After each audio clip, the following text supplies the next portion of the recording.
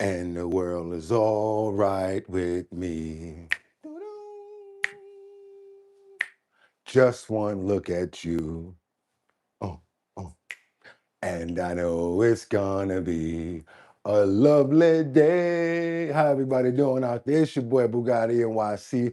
Let me know if you can hear me. Let me know how our audio is sounding. How's everybody doing? Wait a minute, did somebody forget to hit that like button? And yeah, just want to make sure that you guys can hear me. Let's go ahead and get this show rolling this morning. Okay, let me turn that down. I guess you guys can because I can hear myself. How about that? Okay, cool. Let's get this thing started this morning. How's everybody doing out there in YouTube land? It's your boy Boogotti NYC. And like I always told you, y'all could have went anywhere. But the fact of the matter that you came here to chill with me this Friday. Doom, doom, just got paid. Doom, doom, Friday night. Doom, doom, party hunting. Hey, feeling right.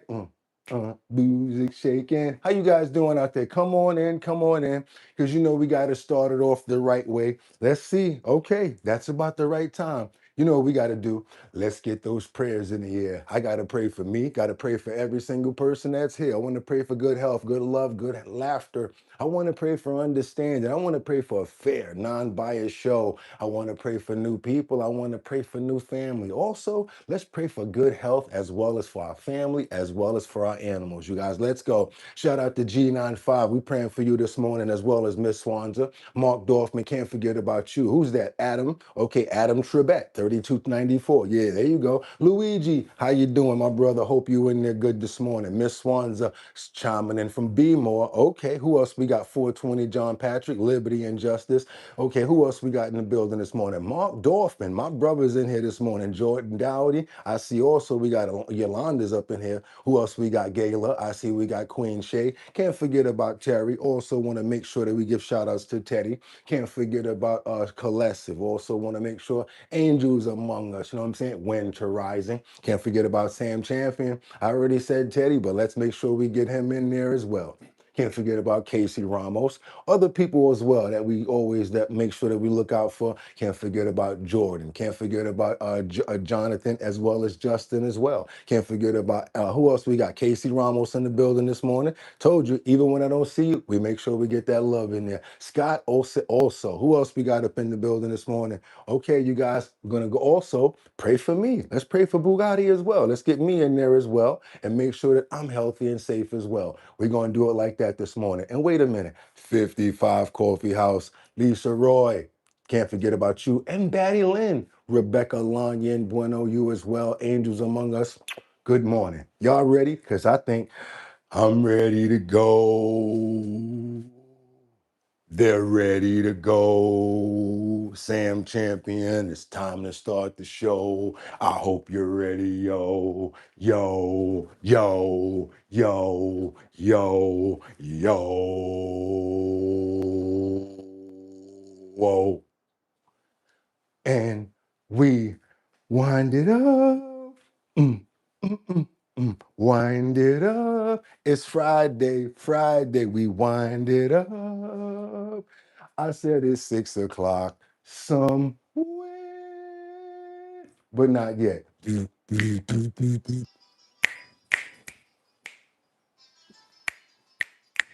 Okay, okay. Nice and loud.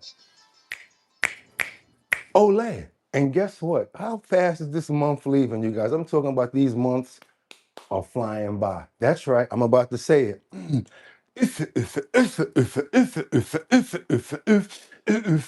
Pump that beat. It's Friday the 29th. That's right, y'all. 2026. Six.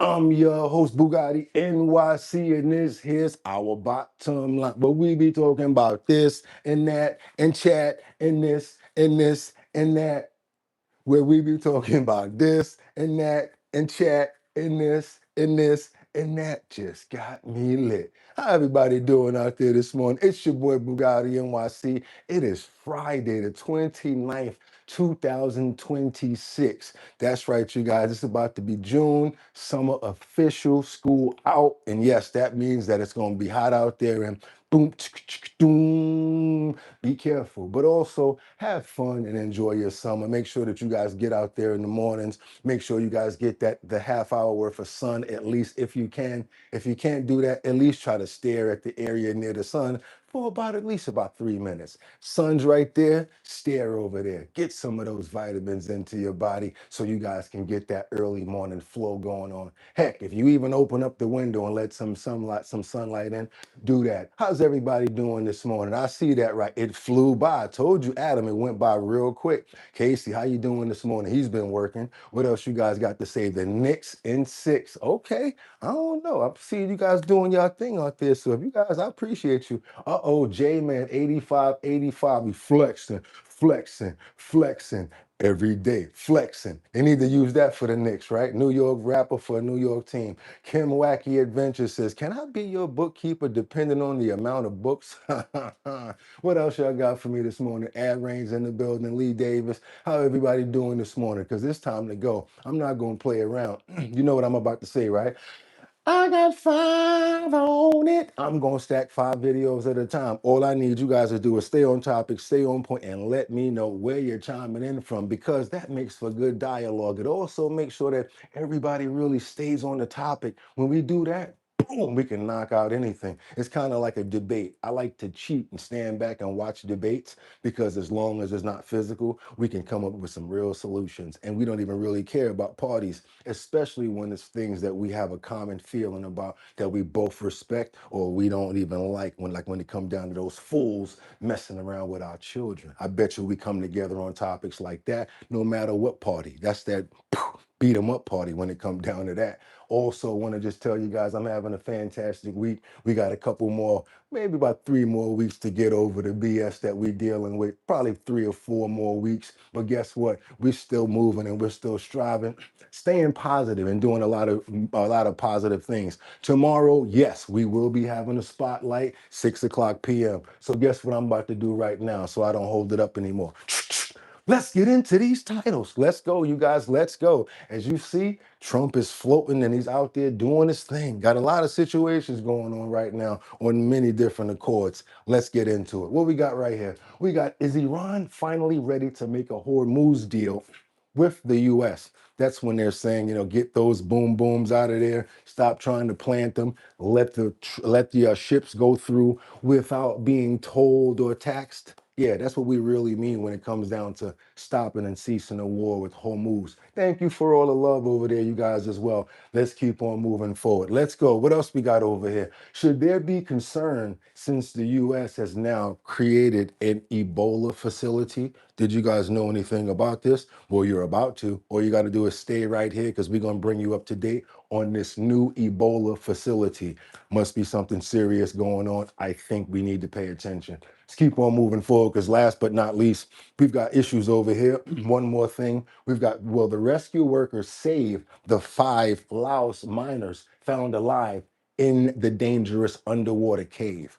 The question being, yeah, we know where they're at. We got cameras on them, but how are we going to actually get to them to get all 5 of them? That's right, 5 on it. 5 of them are down there, and there's still 2 of them that they have not found. Still want to figure out how they're going to get them out of there. It's an underwater cave. Let's keep on moving forward, you guys, because guess what? It's Friday. Yes, it's Friday. I want you guys to put your smiles on. Last day of the week. I hope everybody's good. So you know what I'm going to say right now. Get your water, your tea, and your 55 coffee house. And let's get on over here and do what we got to do, you guys. Double tap that screen and get those likes up. We're going to head on over to Fairfax because we got a situation right in Fairfax where it's been caught on camera. A man's been pow-powed while riding on an electric bike in Fairfax. Situations are crazy, you guys. And do me a favor, when it comes down to the road rage, we getting smarter over here. We learn how to let it go. Yeah, we might have to let it go. I actually got a single called Let It Go you guys might want to check out too.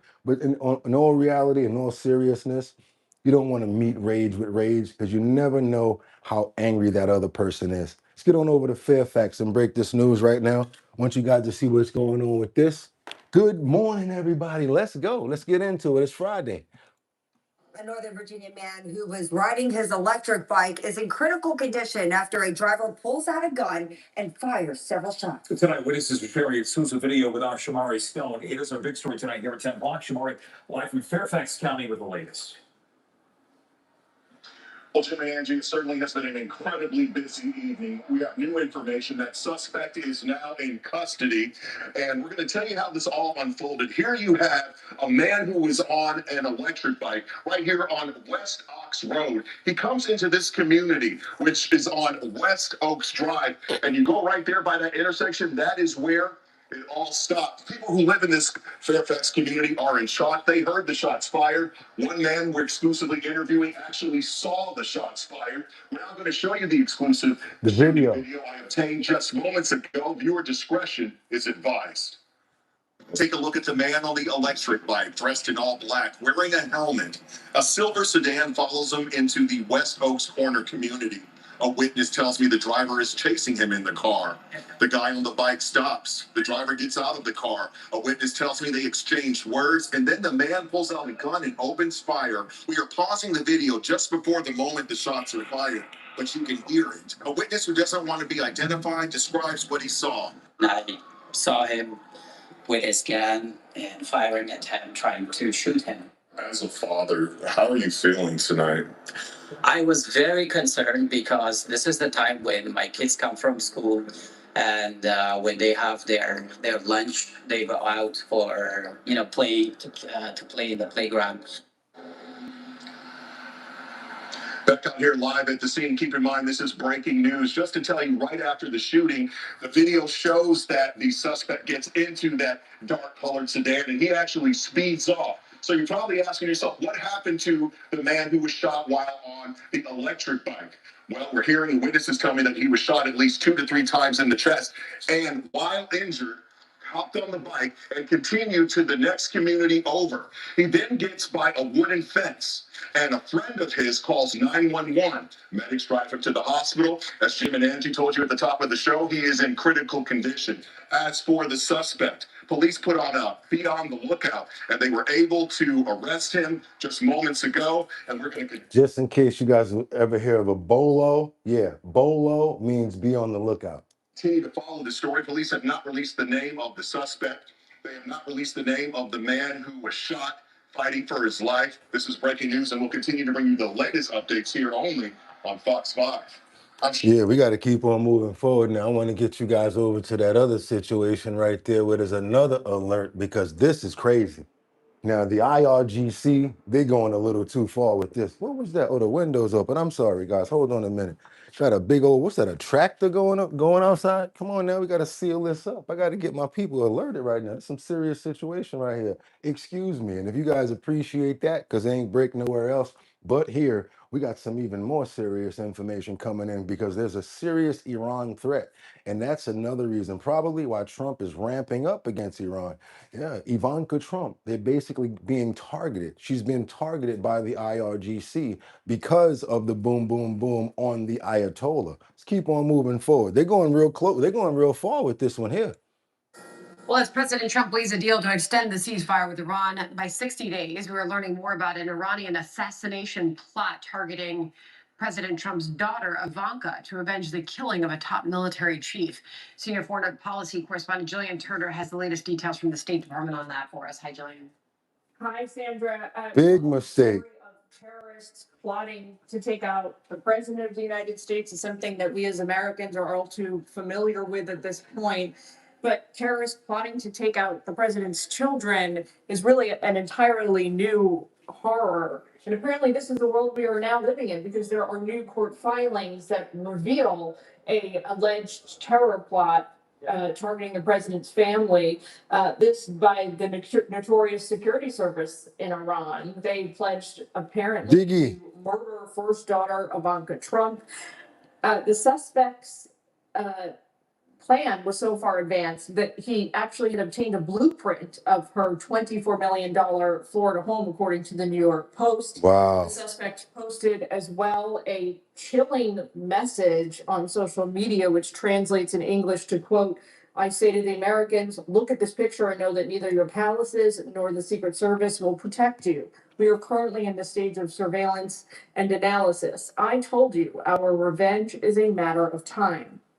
Let's talk about the suspect. His name is Mohammed al-Sadi. He's a 32-year-old Iraqi national who is affiliated with Iran's IRGC. He now stands accused of taking part in as many as up to 20 different terror attacks on Americans. He was taken into FBI custody after agents identified his revenge plot. He had hoped to avenge the killing of Iranian military chief Qasem Soleimani in a U.S. drone strike 6 years ago. Just yesterday, President Trump talked about the threats he himself has faced. Look, anybody in office, not only in this country, in other countries too, but when you are a consequential president, your life is in grave danger. I knew that. It's extraordinary, Senator, that this all went down while the Iranians were allegedly trying to negotiate a deal. That's crazy. Like, you trying to do this while you negotiating? Like, that's a hard time to negotiate with somebody as you're plotting on their children. I wouldn't fault anybody for going local on that one. What do you guys think about that? As well as the prior breaking news, let's get on over to Laos. We got to get on over to India. If you appreciate content like this from the #1 show on YouTube, not me bragging, it's because of you guys too. If you do, go ahead and subscribe to the channel. Become a member. Let's see if we can get up to 73,000 subscribers today as we continue to keep on moving and doing what we do. They can hold you down, but ain't nothing gonna break my stride. Nobody's gonna hold you down. Oh no. I got to keep on moving. Let's get on over and see what's going on. And I'm praying for these guys in Laos as the clock is ticking. I'm just happy that they're happy. They got good spirits. Let's hope that they keep on getting good airflow. Let's hope that they maintain that part first and then figure a smart way to get them out there. Let's get on over to Laos and see what's going on, because not only have they found them, now they got to figure out a smart way to get them out of there. Let's keep on moving forward. Double tap that screen, you guys. It's Friday. Let's go. The mission to rescue 7 gold miners from a flooded cave in Southeast Asia. Now, you may remember yesterday we told you that 5 of them, trapped for more than a week, were found alive. Rescuers are still looking for the other 2. The key question now, though, how to safely get them out? CBS News chief correspondent Matt Governor brings us an update from the lead diver on the mission. It's so complicated there. Matt, good morning. It's incredibly complicated, Errol, and challenging. And so we just got off the phone with that lead rescue diver, Miko Passy. He told us the original plan was to get the miners out, pump the water out of the cave, but now rescuers are growing more doubtful that the plan will work. Now, yesterday he said that they made multiple round trips into the cave, bringing the miners food, but what they had expected to find were bodies when they went in there. And when they saw those 5 faces beaming at them in the dark, there were smiles, elation, but also tears. In that cave, flooded with water and drained of hope in recent days, this spark of discovery, bringing tears and joy. Divers finally locating 5 of the 7 missing artisanal miners from a nearby village. They were perched there on that narrow stone shelf in an oxygen-starved chamber. The men had become trapped in this cave in central Laos for the past 8 days after monsoon rains flooded the entrance and many of the passages. The man you see here is Miko Passy, the lead rescue diver, describing the moment they found them in an interview this morning. Yeah, it was emotional then to realize when they realized that we had to get them out. There was a crying going on, and there was lots of smiles, happy smiles. We also spoke with him right after the discovery yesterday. While he was still inside a chamber in the cave, rescuers had rigged up Wi-Fi.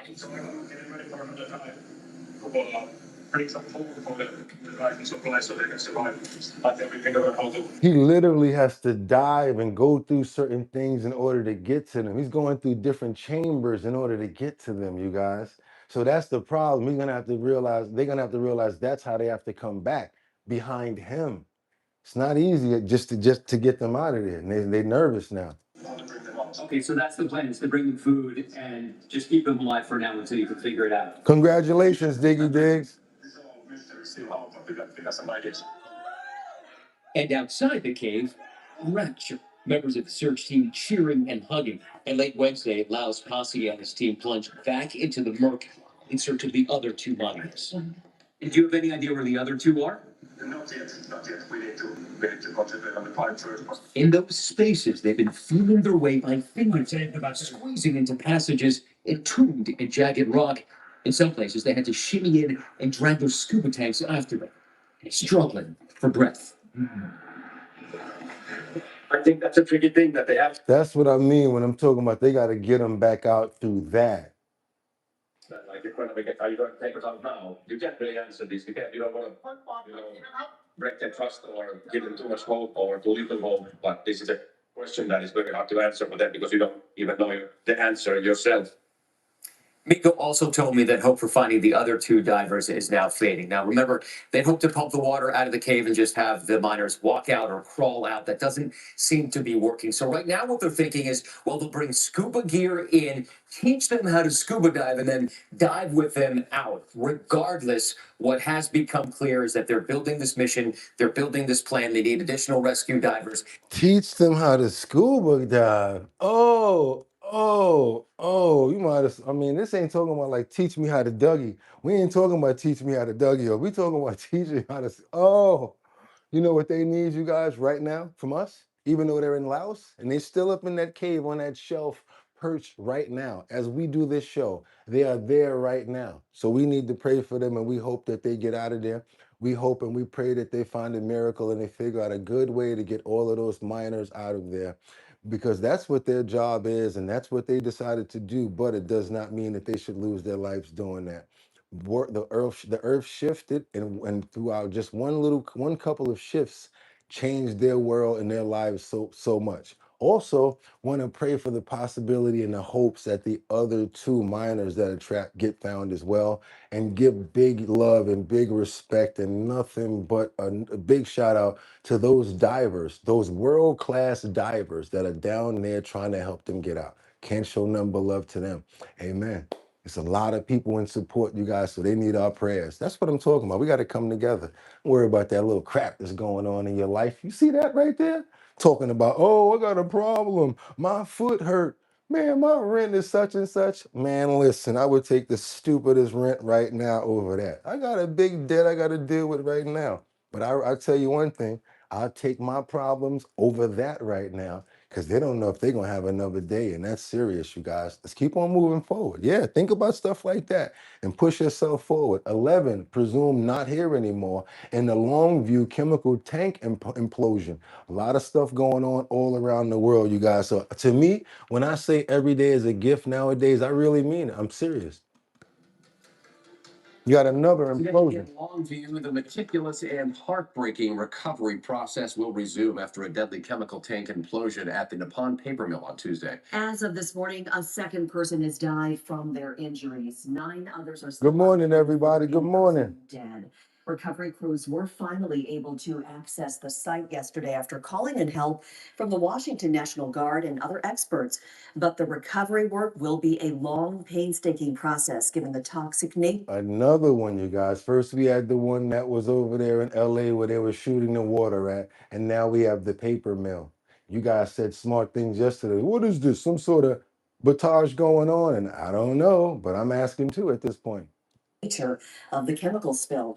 We've also learned that white liquor from the implosion has entered the Columbia River, but the extent of that contamination is still unclear. Crews are now working to keep Longview's drinking water supply safe. Keep on Savannah Welch. She is in Longview. Exactly, Adam. Savannah, we know that tank was just massive, containing so much of that toxic liquid. It's still very unstable, too. Are rescue crews even able to get close to find the missing?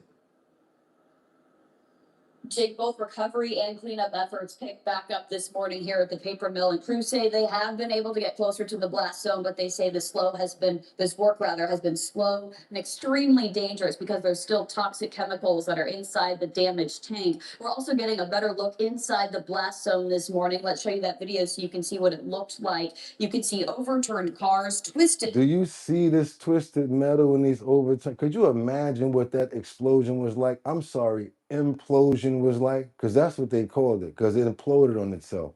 metal and debris scattered across the property. Investigators say the implosion happened right after a shift change on Tuesday morning. The massive tank ruptured, spilling hundreds of thousands of gallons of a highly caustic chemical known as white liquor. It's used in the paper making process. Now, officials say some of the 9 people that are still missing were believed to be inside offices and a break room near the tank when it collapsed.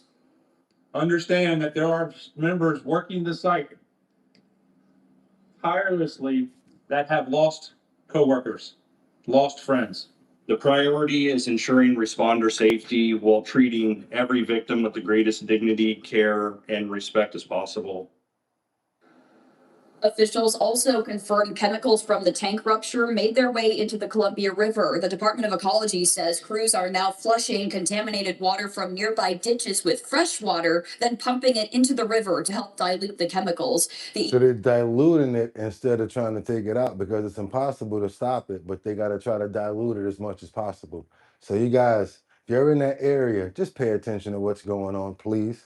EPA and Department of Ecology are continuing to monitor water and air quality, though officials still say there's no current concern about Longview's drinking water. People are still, though, being urged to stay away from ditches and waterways near the mill. Meanwhile, workers and community members are obviously heartbroken over this and are demanding answers from the company. Coming up in the next half hour, we'll hear directly from the company about their response and the investigation moving forward. Yeah, first it's that, and then it's the other company that had that situation where the chemical spill was coming out, and now it turned into what? A criminal case. This here might get ramped up to become a criminal case as well.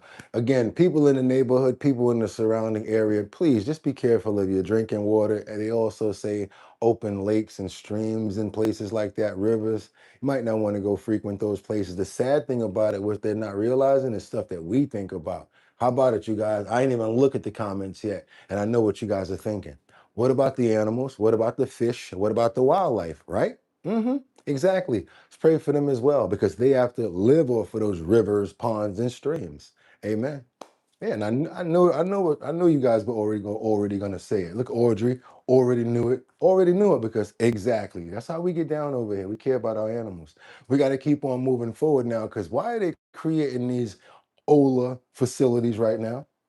For infected Americans? Let them say it. I'm gonna walk a good line this morning, so I don't have no issues going on. We already got to do what we got to do, but I want to know what's going on with this because President Trump has announced. Obligation. We're involved in foreign policy, but even our foreign policy, the number one priority of our foreign policy is to protect the American people. We cannot and will not allow any cases of Ebola to enter the United States. And so the State Department and other agencies represented here, the Centers for Disease Control, HHS, others are working very, very hard to contain this crisis to the countries where it's currently located, particularly the Democratic Republic of the Congo. And so we surged assistance to make sure that is being contained there. And obviously, multiple agencies involved here are also very involved in tracking people, just to make sure that nobody comes into this country that has Ebola and creates a problem for us. And we feel like we've got good efforts in place to do that. And Americans should feel assured that the president and his administration is doing everything we can to protect them all on that front. So now we're trying to hope that nobody actually makes it through that has a case of it, you guys. That's what we're working on and hoping right now. Settles all over the place. One of the places I stopped in. And those were just some of the opening comments from Secretary Rubio that I wanted to play out for here. Good morning, Brian. That he was discussing, and that is this Ebola outbreak that we have been following closely for several weeks now. The Department of State posting this to social media, Secretary Rubio on Diggy says, what happened? The hantavirus wasn't working well enough? Diggy, you better chill out. You might figure out that you're too smart. Ebola, saying we've got good efforts in place and Americans should feel assured that the president. What's up, Southie? Are doing everything we can do. What's up, Black Pint? It comes as we have seen Uganda just yesterday ordering the closure of its border with the Congo, where suspected cases of a rare type of Ebola are surging at this time. A rare type is going on with between Uganda and the Congo. They shut down the border. What's going on, Audrey? How you doing this morning, Miss Swanza? I see Billy's up in the building. Right, hello. Dustin, good morning, all you guys. Come on, double tap that screen on the way in. getting you guys some good information right now, trying to keep us healthy and sane at the same time. It's not easy, but it's a real good try at my juggling act. Welcome to Our Bottom Line. Let's keep going. Time. And also, as cases have been confirmed at home after Ugandan health workers were exposed to the disease from Congolese patients.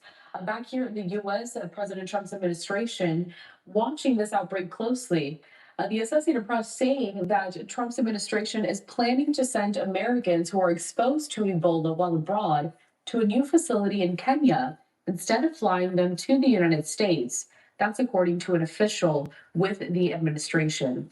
Putting up here just some of the footage that we have, as we have seen a lot of these images come into the newsroom, showcasing a lot of these patients as they are being treated there, and hopefully Ebola is contained, but it continues to spread and we are seeing more cases.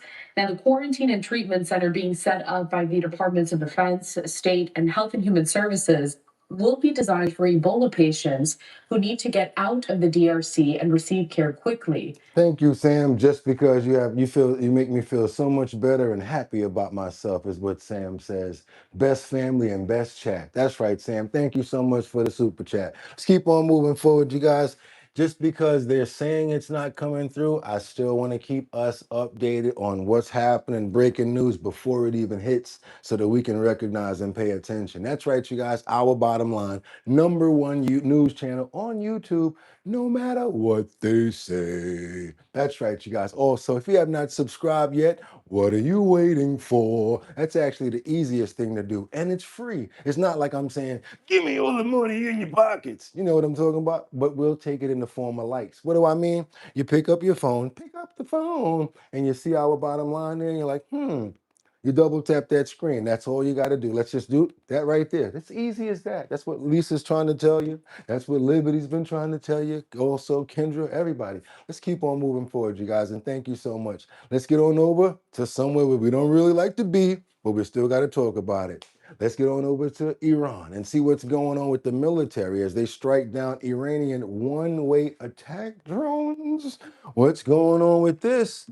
Drones coming over the head, and I think this, well, I'm not saying I think about it. I know this is actually what's happening what happened when the United States had to say defend themselves against the one-way attack drones. Let's keep on moving forward and get some information on this.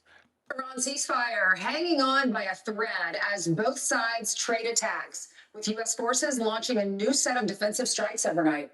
The president is still pushing for diplomacy and says he won't rush into a bad deal with Tehran. Right. So what's going on? And who are we talking to? Chief Foreign Correspondent Trey Yanks is live in Tel Aviv with the latest. Trey, more fighting. Good morning, everyone. Come on in. Good morning. A significant development overnight after Iran launched drones toward a commercial vessel attempting to pass through the Strait of Hormuz. A U.S. official tells Fox News that 4 one-way attack drones posed a threat and were shot down. Then a strike was also conducted against a control station near the city of Bandar Abbas. Of course, one way means that they're not expecting those to come back, and they got something on them to go boom, boom. It was about to launch a 5th drone. In response, the Iranians launched a drone and missile attack against Kuwait, targeting a U.S. base there, according to Iran's IRGC. Now, the Kuwaitis confirmed an attack on their territory that did trigger sirens. The exchange of fire comes amid efforts to reach a deal between the United States and Iran. President Trump spoke from the... First, you do this Ivanka thing. Now you got these one-way drones going at the commercial ships. Don't seem like they really want to do a deal right now. That's not exactly a ceasefire. You know what I'm saying? White House on Wednesday. Good morning, G-Man.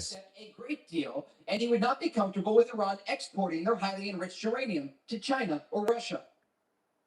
Iran is very much intent. They want very much to make a deal. So far, they haven't gotten there. We're not satisfied with it, but we will be. We will be either that, or we'll have to just finish the job. Uh-oh. That's enough right there, because he definitely said he definitely put something on that. I do want to talk a little bit about this, but no, that's enough, because we definitely got some more going down the pike. You heard what he said. Let's keep on moving forward and double tap that screen and get those likes up, you guys. We got a little bit more on this. We got the U.S. military that actually conducted fresh strikes against Iran. They were targeting a drone. This is the actual footage while the Islamic Revolutionary Guard Corps claimed they were targeting an American air base in the region. Let's keep on moving forward. You guys double tap that screen.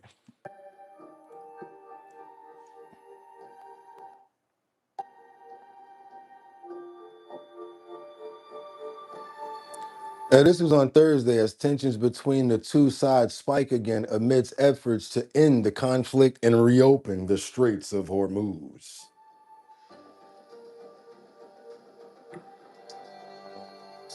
Late on Wednesday, officials told various outlets that the U.S. military launched strikes targeting a drone control station in the port city of Bandar Abbas in southern Iran and pow pow. I'm not going to say that word.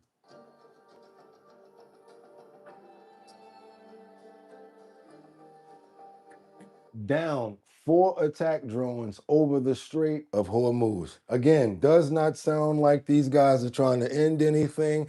And yeah, if they're trying to end it, let's really end it. You guys, how y'all doing this Friday morning? I had enough of Iran already. We ain't talking about that no more. We're gonna get into something different. How y'all like to see some boom, boom, boom when it come down to some thunderance? Still trying to smell snuggle, drill snugs. Yeah, I gotta say those words like that. I can probably say smuggle, but I don't want to say D-rugs. That's what they're doing. They smuggling D-rugs still. How about this? I've seen them have this, I know I'm wrong for saying this, but how about you try to do it by remote control at this point?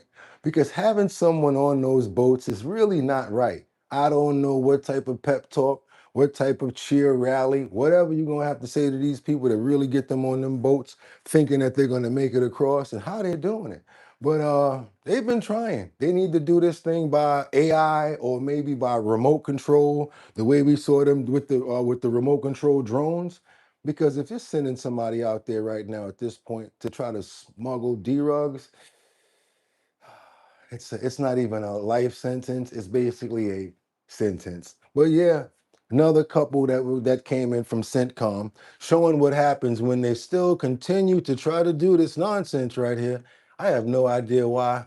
Unclassified information right here. Let's just see what happens. And it's so crazy because it just seems like they just be going. Vroom. I mean, if it was a good comedian, they need to make a joke about this, but I know it's not so funny. But these boats, they be flying, cutting through the water, like, yeah, we're almost there, we're almost there. And next thing you know, all you see is a little black dot just come out the sky. Boom! And it's over. Party over, D-rugs all in the water. And yeah, they basically done. So I don't know what pep talk they giving these people to do stupid stuff like this, but it just couldn't be one of us, I'm sure. Nah. Deadly U.S. strike hits a D-rug. I mean, come on. I didn't even get a chance to finish. I got to talk about it before we even get to the clip. Task Force Southern Spear carried out a lethal strike on vessels linked to designated Tills-Nera organizations. Here go another one again. Watch this. I mean, come on, man. What are they telling them to make them go out there? What are they telling them? What's the conversation? What's the pep talk?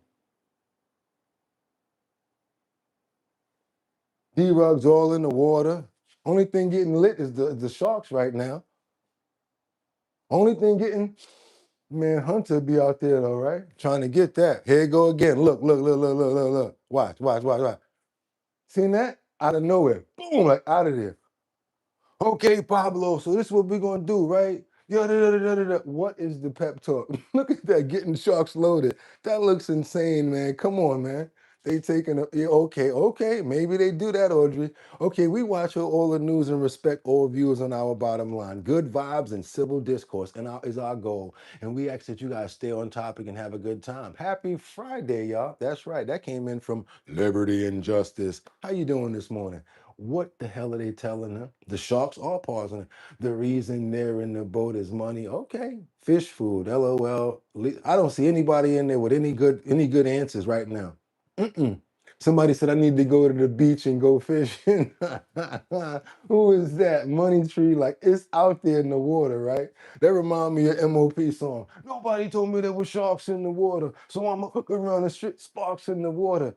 It's frigidly cold and dark in the water, and I don't want to hear nothing but in the water like, yeah, that's my joint right there. Anybody get some time? Go listen to my boys, MOP, Mash Out Posse. Song is called Sharks in the Water. Crazy. Let's go. Let's keep going. And we're going to do one more before it's over. One more. Love, exciting and new. Damn, I didn't even get to the second sentence. Couldn't even come aboard. They're expecting you. Let's keep up. One more? Okay, one more, y'all. And why are you just sitting there? Why? Man, this is just wrong. Whatever the conversation is, whatever the pep talk is, you couldn't have me out there, bro. Yo, we gonna do this, we gonna do that. Yeah, okay. Thank you. That's right, Brian. They got that heat. Let's keep on going. No, MOP, Mash Out Posse. You know what I'm saying? Fame even said that. These niggas don't MOP stand for mop and don't get it twisted. Let's keep on going, y'all. Let's go. Okay, what else we got over here? Want to go over to San Diego? Because we got some federal number 6 charges that are now going to be leveled against San Diego police officers. Yeah, he pled not guilty. Yeah, check this out, you guys. And y'all know what's going to happen with this, right? He'll probably go to another precinct. That's the sad part about it. Come on, let's see what's going on with this. And these are the stories that I like to show y'all, because I think these are the ones that we can show the kids to keep them out of trouble and on point with what's going on out here. Let's see what's going on with this situation here, y'all. Let's go. Police officer appeared in court today facing several federal child sex abuse charges. Some of the allegations involve girls as young as 13 years old. Prosecutors say it all started online. NBC7's Shondell Maniz joins us live downtown after his first federal court appearance. Shondell. Hey, Monica, that is 33-year-old Brandon McKibben. He pleaded not guilty to those several federal child sex charges today. Prosecutors say, though, that he started reaching out to girls in 2023 in Arizona and both Maine as well, but it's not clear yet if there are more victims, more local to California, or especially here in San Diego. The FBI got its first report last year in April from a woman who said McKibben reached out to her on the Telegram messaging app when she was 17. Good morning, Miss Keisha. Last November, investigators searched McKibben's home that he shared with the married couple and the couple's 2 minor children, and found his cell phone with messages to many more minors, suspected minors, and women ranging in age from 13 to their early 20s. Prosecutors say McKibben told girls he was a police officer with no hesitation and that he was willing to, quote, risk it all. The federal lawsuit says McKibben's typical. Hold on a minute. Because y'all didn't hear that part. I got to make sure that you guys hear that part. Let's bring it back to about right there so you guys can hear this again. To their early 20s. Prosecutors say McKibben told girls he was a police officer with no hesitation and that he was willing to, quote, risk it all. The federal lawsuit says McKibben's typical approach was to contact young girls on social media, particularly Snapchat, then ask if they wanted to be spoiled or given the, quote, princess treatment in exchange of sending him naked photos and videos. McKibben's. Now, what should have happened was somebody father just got that phone. Like he was just cooking some bacon one day, right, in the morning. Then all of a sudden, this daughter running, oh, Dad, I need something to drink. She run in and get the orange juice or whatever like that. And she forget her phone on the cabinet. And she run back out to do whatever. And then, she Pops is over here, whatever. Then all of a sudden, bing, I'm willing to risk it all. Pops is like, oh, yeah, let me take over this text stream right here and meet him up and whoop his. Oh, yeah, that's what should have happened. Charges are attempted receipt of child pornography, attempted sexual exploitation of a minor, and attempted enticement of a minor. San Diego police responded to this with a statement saying, allegations of this nature are deeply concerning. From the moment we learned of this investigation, McKibben was suspended and his police powers were removed. We hold our officers to the highest standards, and these allegations do not reflect the great work of the San Diego Police Department. About 20 people have come forward so far in this ongoing investigation, and if convicted, McKibben could spend the rest of his life in prison. We'll bring live downtown. I'm Shondell Maniz, NBC7. Thank you. Ain't nobody gonna talk about the Lion King haircut neither, because when I first saw her, I was like, don't sing it. But I was so tempted to say, can you feel the love tonight. But it's too serious right now because we got to get a prayer in the air for what's going on with this piece of crap. You know what I'm saying? And I don't want to laugh, so I want to make sure we get those prayers up. And we hope that the children that are affected get the right type of treatment and he is brought to justice. And something else, you guys, let's look into the history of this piece of crap. Also, let's look into the history of any other cases that may be on that phone. And if any one of those victims can tell us anything about possible meetups or anything like that.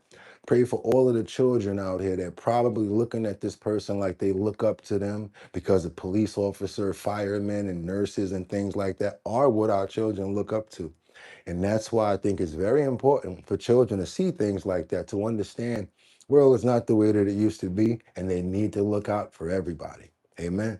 That's when I think it's okay to go ahead and show the kids certain things like that. Real talk. Let's keep on moving forward, you guys. Let's go. What else we got over here? You ever, I mean, this would probably be me just going there. You know, I'm not even going to play around like that. This would probably be me right now. What I'm showing you guys that's coming up on this screen here. This would probably be me. Yep, I'm trying to drive and go somewhere. I work. I'm driving a truck, and the next thing you got, you got them people out there on the road talking about we're picketing. We want to be able to have trans inside of schools and men and men playing women's sports and things. And meanwhile, you got a deadline, you got to go somewhere, you're at work, you got a big rig, or you got to make a delivery, and you got all of these people talking about we're shutting down the streets, we're shutting down the sidewalks. You're gonna feel like this guy right here. Come on, let's get on over here and see this truck driver as he snaps on these anti-ICE protesters blocking Delaney Hall amid a violent clash with the agents. He's kind of peed off right now, you guys. Watch this. He ain't taking it. He's pissed off. And look, I gotta go to work. I don't know what none of y'all doing out here. Y'all need to get the hell out my way. Mess around and get in that truck and make the news.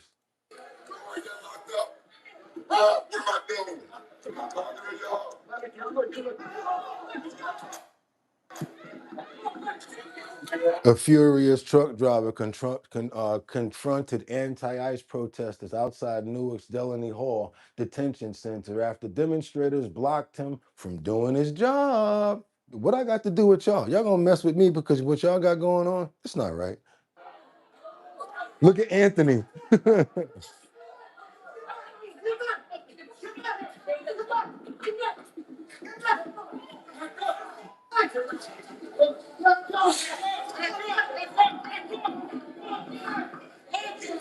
Now, authorities said that some protesters allegedly sprayed officers with a chemical substance during the chaotic standoff outside the facility. Would you guys call this a peaceful protest? Okay, keep on going.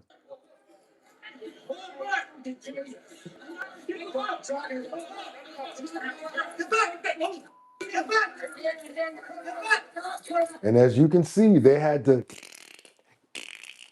watch your head. Get back, get back. The protests have intensified in recent days amid growing backlash over conditions inside this ICE facility. Now, in their defense, there are a lot of people that are saying that there's bad conditions inside of that ICE facility. There's a lot of people that have come out of that facility that are reporting it, and they've been saying things like they don't like the way that they're being fed, and they don't like the food that they're giving them and things like that. Me, I could probably side with that. You know why?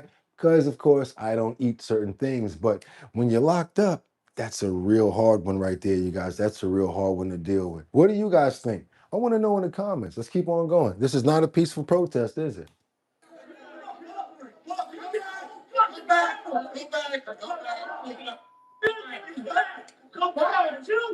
Yeah, that wasn't good. You dropped that dude.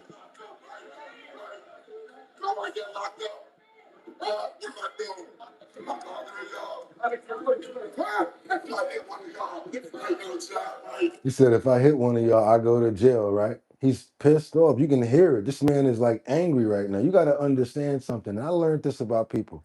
When somebody's angry right like that, and when they're really at the top of they vibe right there, you gotta really be careful. Two things. You gotta really understand where they're coming from, and then you gotta deal with the ramifications, especially if you don't listen to what they're saying. Because he could, like he said, get in that truck, And like somebody said on there, 100 miles per hour, and he'll wind up in jail. But y'all want to be out there like, oh, don't do this. And he's still got a job to do. So when is he supposed to finish his job? When y'all finish? That's my question. How do you guys feel about this? Let's go.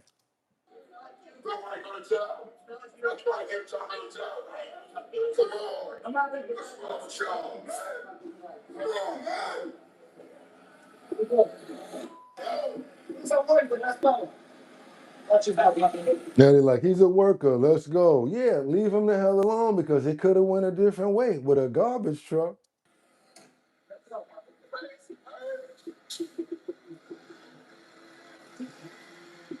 I bet you they ain't messing with him. Yeah.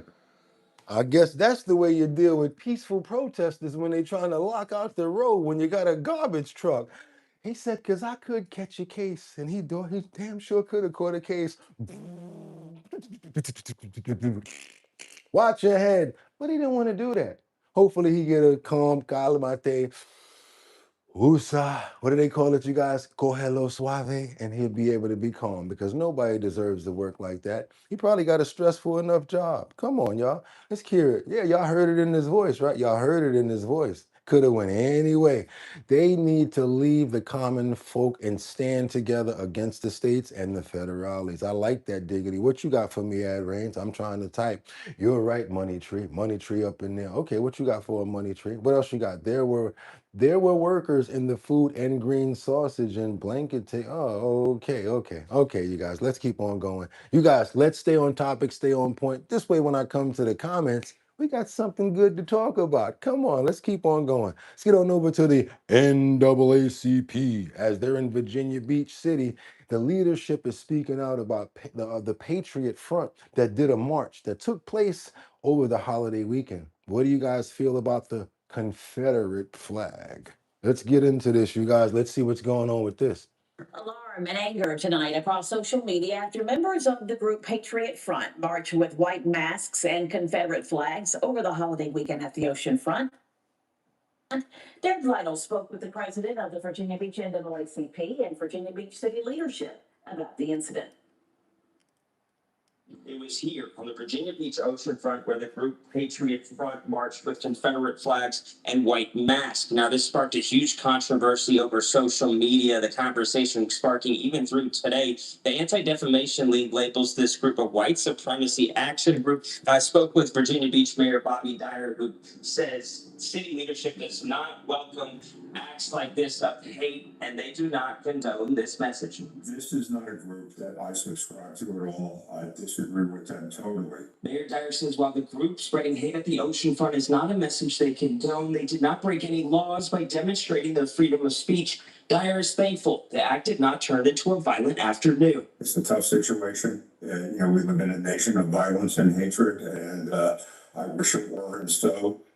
But once again, thank God there was not an incident. Dr. Eric Majette, the president of the Virginia Beach chapter of the NAACP, says there are people in Hampton Roads that cancel their plans at the oceanfront after seeing the video that shows the Patriot Front group labeled a white supremacy action group online carrying those flags wearing masks. It did hurt the city. Whether we're going to believe it or not, because people would be calling and say, hey, I'm afraid to go to oceanfront. We even had people that cancel their plans. He says he's left wondering what the motive of the group is and says there are Black people in Virginia Beach scared about what their next move will be. What message are we trying to send? Is it fear? To let you know we're here, we're watching you? What's the message? And why? Derek Weidel, 13 News Now. Okay, you guys. That's a fine line to walk right there on a topic that we all have a lot of concerns about. But what I want to ask you is,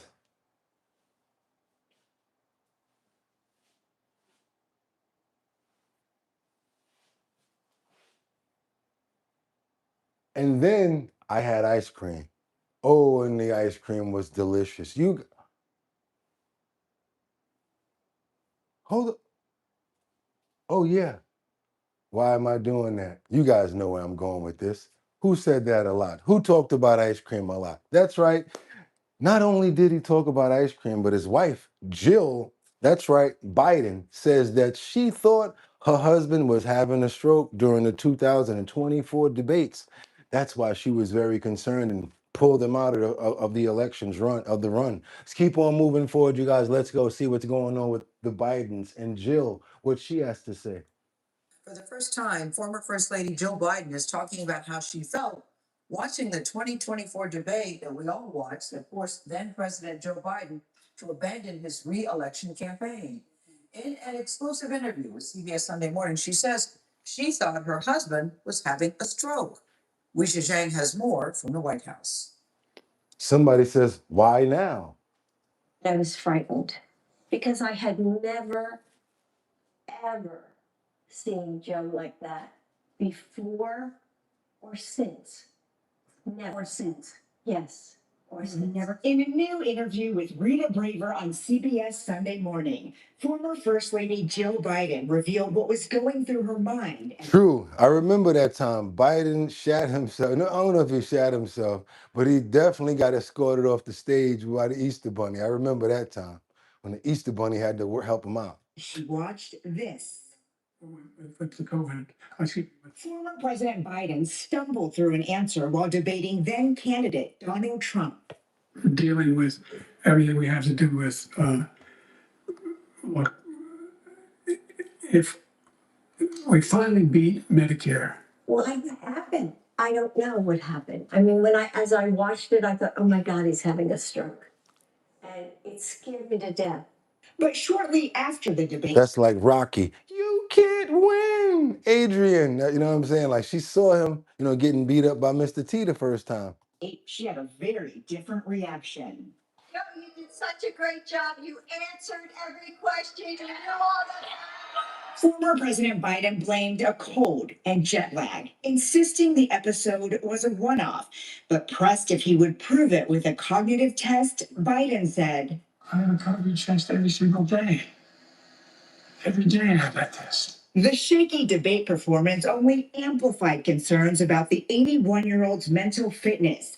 And just 24 days later, Biden bowed out of the race. He said bye-bye. That left only a little more than 3 months for his vice president, Kamala Harris, to take on President Trump. A long-awaited new report from the Democratic National Committee does not address Biden's decision to run at his age, while there were questions about his health. A spokesman for the former president says he has nothing to add to his wife's new comments. They used to be my favorite. That used to be my joint right there, you guys. Y'all remember that? Who used to do that? We'll build him stronger, faster. His name was Steve Austin. We'll build him. You guys remember that right there? That was one. Nah, not Batman. That was the $6 million man. Y'all know what I'm talking about. Yeah, there you go. Brad Pitbull knew what I was talking about that quick. Bionic Man. You guys know what I'm talking about. We're going to call this next El Fulio the, I don't want to say Bionic Man, but let's just call him the Fulio Man. I can't even give him nothing, no good name. Let's just call him the Limping Man at this point. We got a Minnesota man his name is Muhammad Omar. He's now been accused of Minnesota fraud. Also, he's the guy that jumped out the window. I'm jumping out the window with this one, jumping out the window with this one, jumping out the window with this one. Because I saw one episode where Steve Austin had to jump from like the 4th floor. That was a crazy one.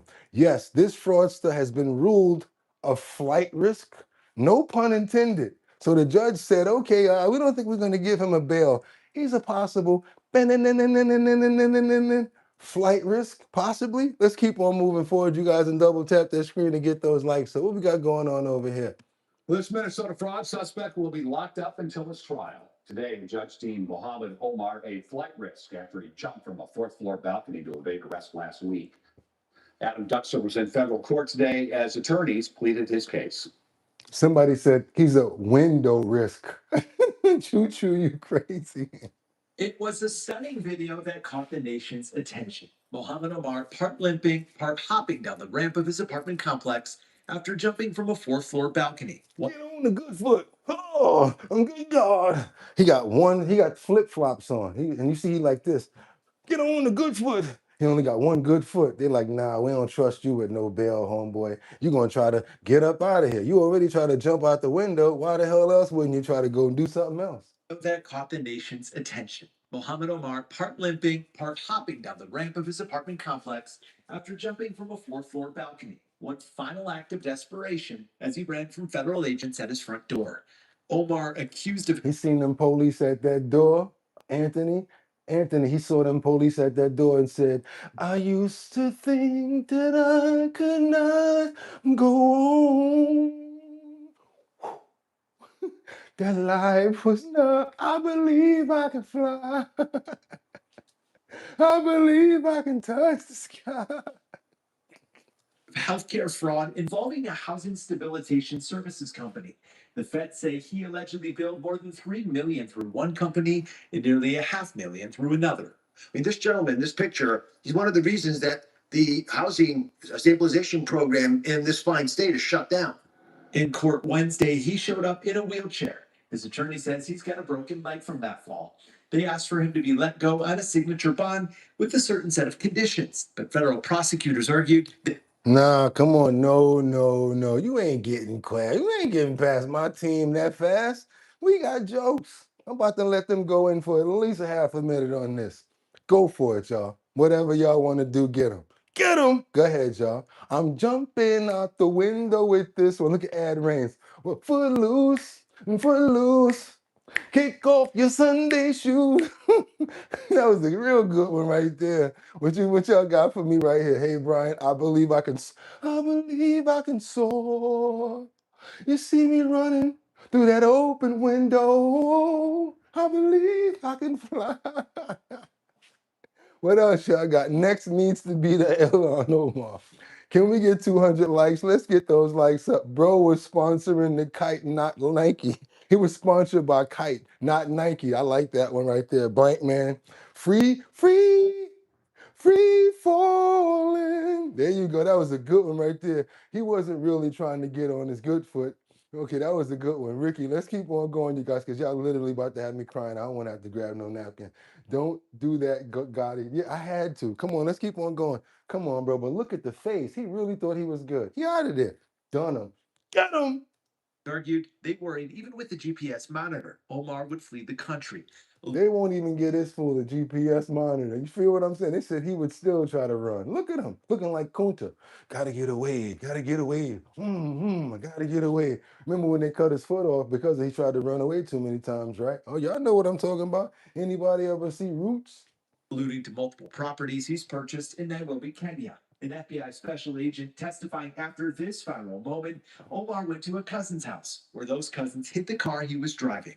Omar is one of more than a dozen people now arrested, accused of stealing more than $90 million in taxpayer money through a number of fraud schemes. 90 million? Omar is eventually convicted on this charge. He could face up to a decade in federal prison. There is no set timetable yet for when his case will continue. In downtown Minneapolis, Adam Duxter, WCCO News. Yeah, he out of there, yo. That was a good one. That's what I'm talking about, staying on topic. We chopped him up. That is the definition of they chopped you up. That was it. They read you. You got read just now by an entire group of people. Probably 100 to 200 people just roasted him. He's feeling real stupid right now. Let's keep on moving over to where? New York. And if you can make it there, you'll make it. Bum, bum. Anywhere, it's up to you. New York. New York. That's right, you guys. We got a situation here in the Bronx where a woman was pow in the eye. And sadly, she is no longer here anymore. This happened near a Bronx playground and it's already starting. And I hate to be the one to report it. Yeah, let's get into it, you guys. Sad situation here in the Bronx by the Morris Heights area. News out of the Bronx where a 23-year-old woman was killed. She was shot in the face near a playground overnight. Yeah, Eyewitness News reporter Jaysha Patel is in University Heights with more for us. Jaysha, good morning. University Heights. Very shortly, good morning. Well, we know that the shooting happened near Aqueduct Lands Park as well as a school. I'll step out the way so you can see this Investigation is still ongoing here this morning. You can see that there's yellow tape around the area. Police are still looking for clues here and items still scattered on the sidewalk and the roadway here. But video from overnight also shows police searching for evidence with flashlights, and you can see close-ups of clothes, cups, and bottles. Y'all saw that hookah machine that hookah thing down there, right? Because they was chilling, probably hanging out, had their little chairs or whatever like that. And yeah, once they start popping, they leave everything.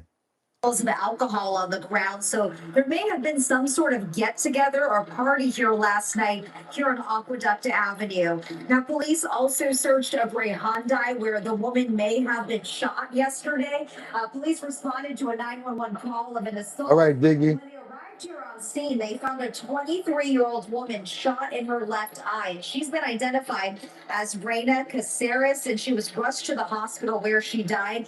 But at this time, we don't know what a motive is or what led up to this shooting. But back out here live, no arrests have been made, and this investigation is still ongoing. One thing I guarantee you, she's probably not the intended victim, probably came from some dumb Gills Nang member or some crap like that, and she got hit by just by being in the line of fire.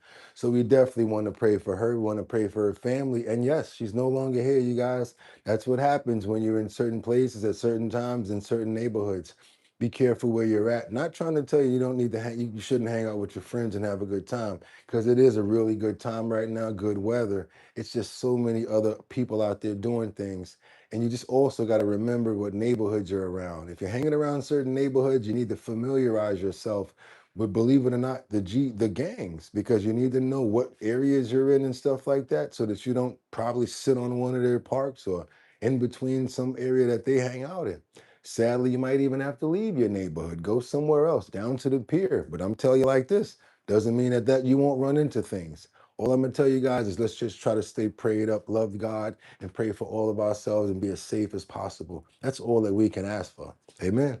Yeah, because even if you try to go to the pier, you try to go over there, I'm thinking about it like, it's not exactly safe down there with all of those teenage takeovers. Let's keep on going forward, you guys, over to Atlanta. We got a county jail that's halting most misdemeanor crimes. That's right, you guys, you hear me? They're releasing those criminals, or possibly not even taking them in. Why? Because they're saying that the jails are overcrowded, and prison advocates are happy about this. You guys hear about this? So if you get arrested in Atlanta, in Fulton County, there's a chance where you may not even be hauled into jail because there's just no more space for you. Let's get it.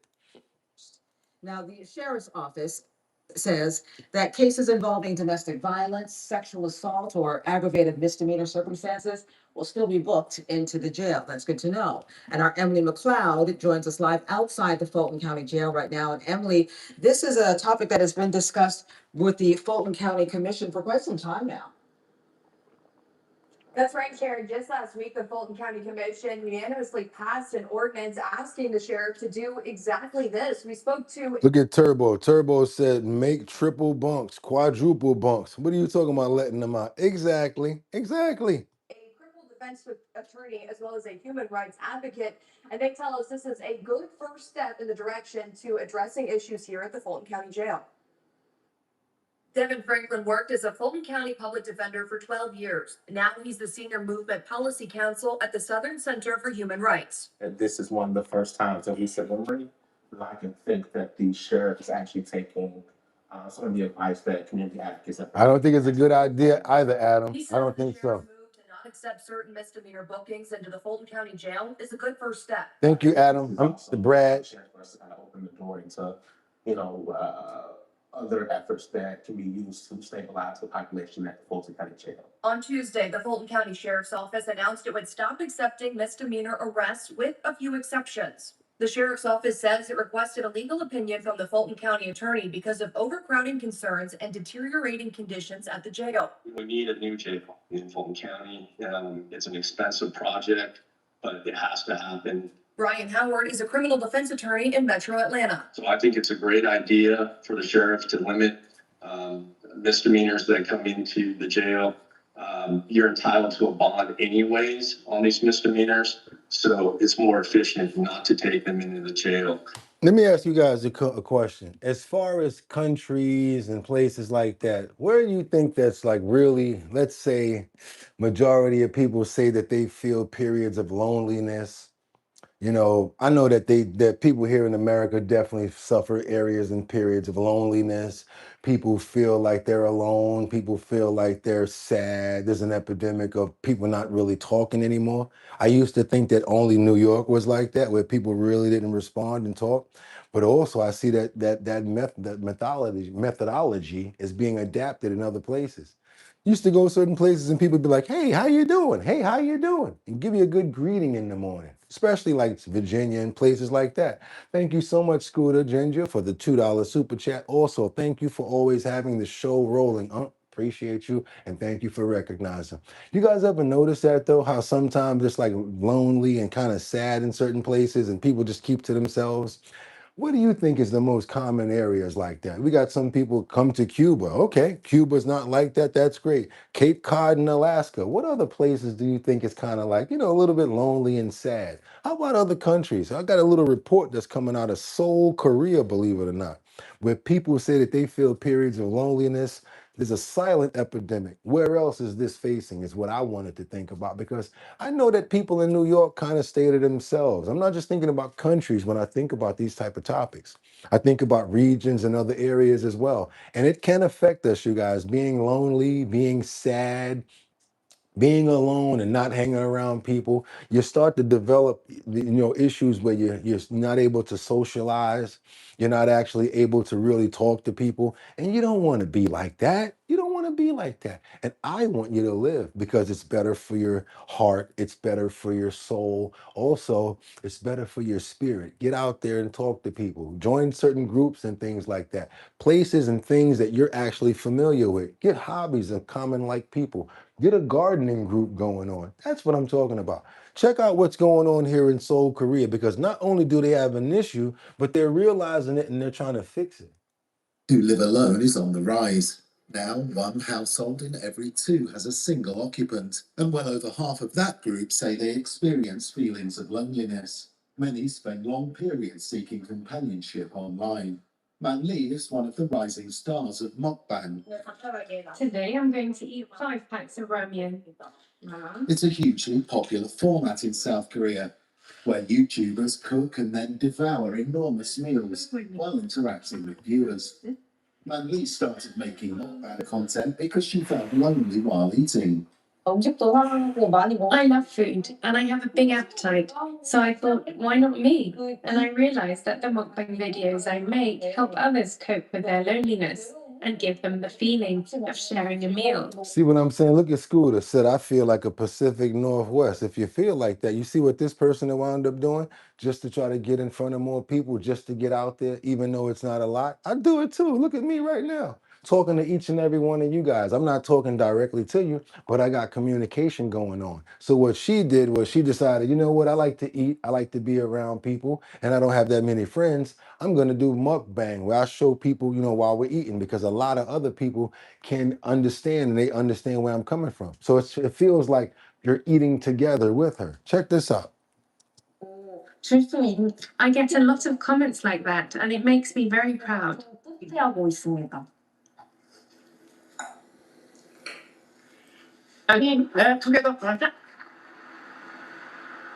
Ko Young-ho lives alone in an apartment. For the past 3 months, the 63-year-old, who's unemployed, has been spending his afternoons at a so-called Mind convenience store in the hope of overcoming his loneliness. It's called a Mind convenience store, where like people go to the same place, read books, play games, and look. This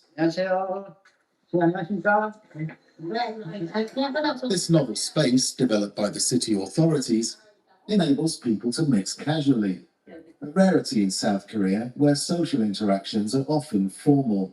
I feel good since I started coming here regularly. It's better than going home and reading alone. Here, I can spend all my time with other people and listen to their stories. You're right, I really KB. like it. It's simple. It feels like chatting with neighbors, like talking to grandparents in the community. But you have fewer wrinkles than I do. Oh no, I'm getting older. 4 of these spaces have opened in Seoul since March last year. The city expected 5,000 visits in the first few months. Instead, people have visited almost 60,000 times. Another 21 centres are due to open by 2027 to cope with demand. This is Now, I looked at that, like, I understand they doing that for elderly people and certain people, but I think we need that in America, where people can go certain safe places and hang out, read books or whatever. Not like a Starbucks or whatever, where you gotta buy something, but safe socializing places for certain types of people. I actually thought about that. What do you guys think? I think we need to start adapting good measures and get your butt outside, actually not just to work. Go out there and do something.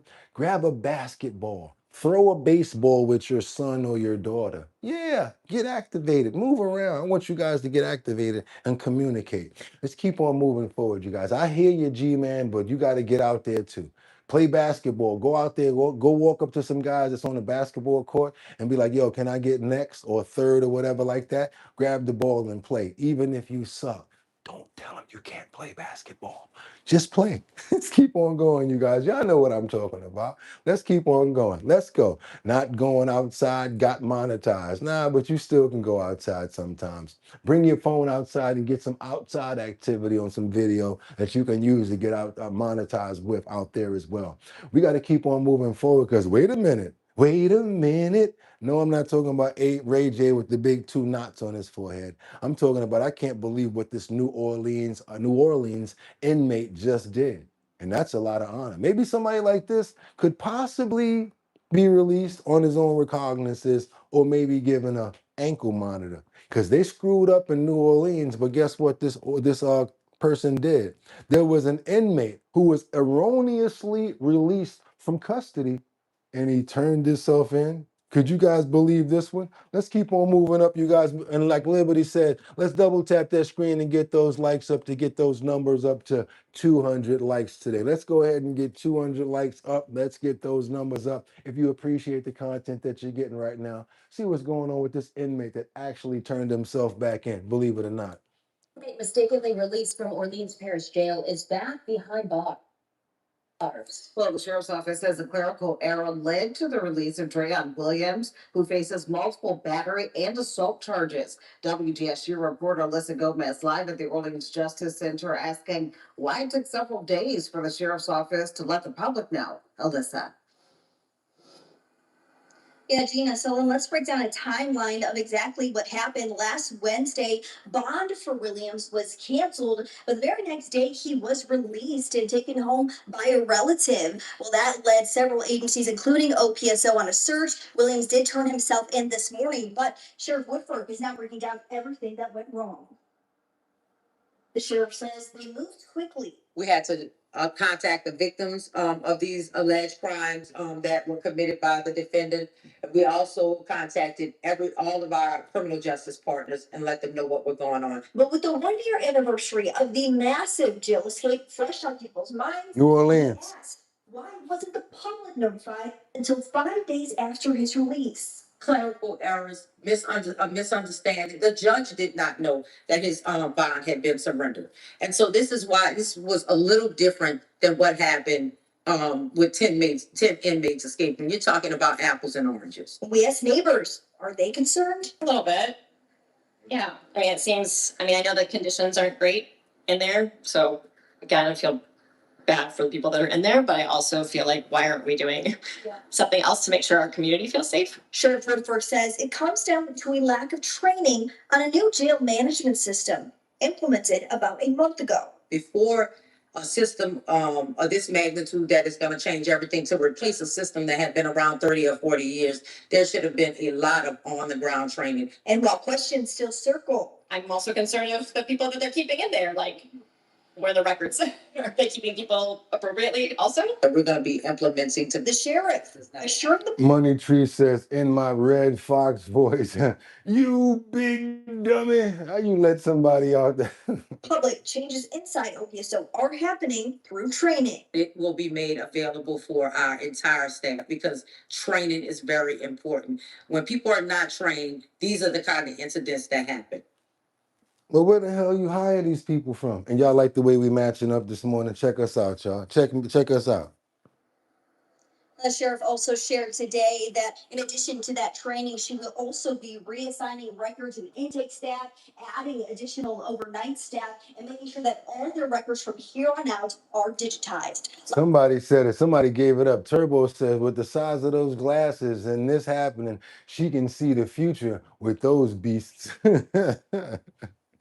Live at the Orleans Justice Center, Alyssa Gomez, WDSU News. Well, it looks like they put a little bit of money into Orleans over there because that looked like a new facility, if I'm not mistaken, you guys. I don't know. But we're going to get on over here to see what's happening with these budget concerns because California, Los Angeles firefighters are taking action on budget concerns. And between you and I think they need to give Los Angeles, California, every single chapter whatever amount of money they need when it comes down to fire and flame whatever they want to call it, firefighters to first responders, anything that has to do with that. That is not the area that they need to be concentrating on doing any cutbacks.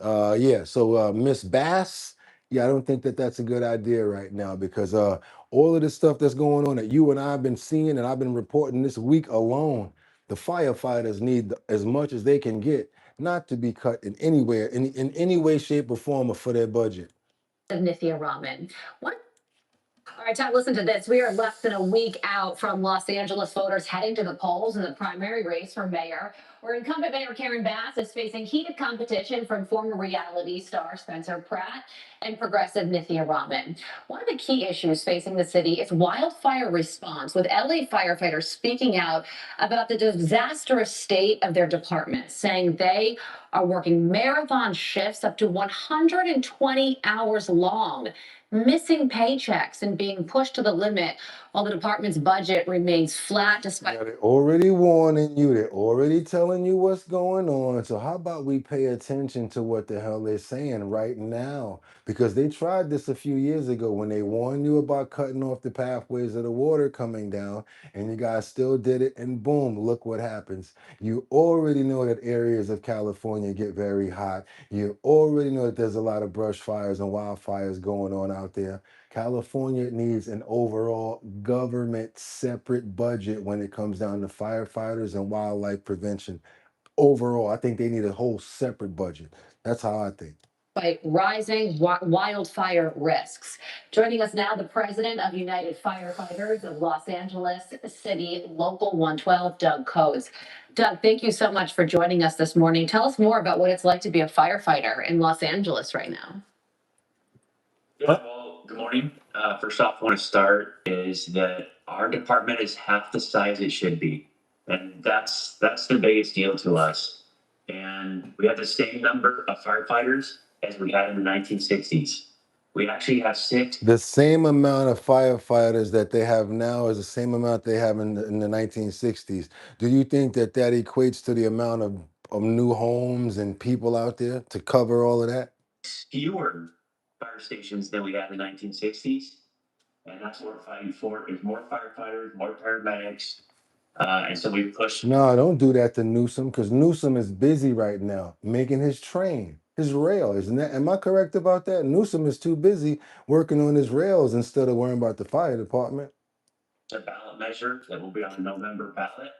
And that's the big push of the Los Angeles Fire Department right now. Not only did you push the ballot measure, the Los Angeles firefighters and paramedics actually took it upon themselves. You guys wrote this measure. So tell us more about what this is in and what you're hoping to pass. Yeah, so our ballot measure is a half-cent sales tax. And the push is that we need more firefighters. We have half the number. What about the water czar, Brad? Ain't doing jack. Firefighters as we should. We have the same number as the 1960s, and that's a big deal to us. So we wrote our own ballot language. We pushed forward this ballot measure, and it's not only to help our fire department, but to serve our citizens of LA correctly. And now, how do you not listen to the people that's trying to protect you? My question. How do you not listen to the people that's trying to protect you? Be able to respond within the amount of time that we should be there. I mean, Doug, this is your reality, but I think that what you're saying will come as a shock to a lot of people, given the Palisades fire that took place last year, and the fact that Los Angeles is already one of the highest tax cities in the country, to have an underfunded fire department in a city where wildfires are expected to happen every single year is one of the greatest examples of political mismanagement in this country. When it comes to that, a spokesperson for Mayor Bass told the California Post that these issues have been decades in the making. What is You might think that they pulling on our heartstrings, but when real stuff happens, you look at it totally different, man. When they start warning you and stuff like that, I just think that you need to pay attention. You really need to pay attention to the people that's trying to protect you. Let's keep on forward, you guys. How many of you guys you actually believe Alex Stein when he says that Jeffrey Epstein is still alive and this is the proof? What do you guys think about this right here? Is this all AI made up comedy BS? Or is there some sort of substance with this? Even if he's not telling the truth, could it be that they try to hide in plain sight?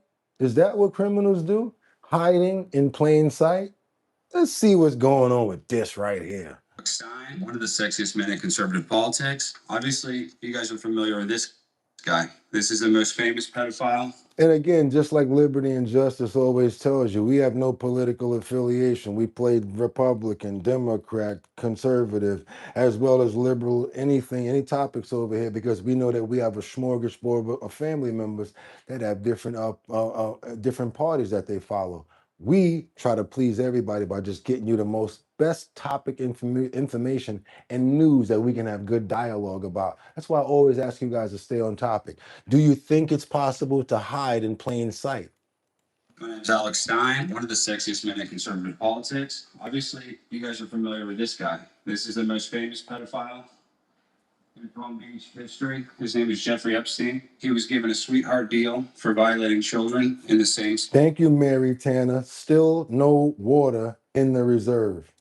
Now, Jeffrey Epstein was a very controversial figure. His partner in crime was a woman by the name of Ghislaine Maxwell. Her dad was Robert Maxwell, who was a successful businessman that allegedly had links to Mossad, which is Israeli intelligence. When he died, he was given a proper Israeli funeral, as if he was at the highest level of the IDF. And a lot of people, including myself, don't believe Jeffrey Epstein is dead. Everybody knows Jeffrey Epstein didn't kill himself. Listen, my wife, her boyfriend, we all know Jeffrey Epstein didn't kill himself in a jail cell. Even in the recent Epstein links, shout out to Thomas Massey, that the federal correctional facility said that they used a decoy when removing his body from the jail. Now, I know, Mary, you're probably not online very much. You might be, I don't know. I don't know your browsing history. But recently, there's been a person that has been making waves, and his name is Palm Beach Pete. And I believe that Jeffrey Epstein is still alive, and he is hiding in plain sight. In this room, you see these children, Mayor? Do these children deserve to be victimized by one of the world's biggest serial pedophiles? I don't think so. So I want you to conduct a DNA test on Palm Beach Pete. Can you notice a difference, Mayor? They're identical. You put them together, you wouldn't know who you're looking at.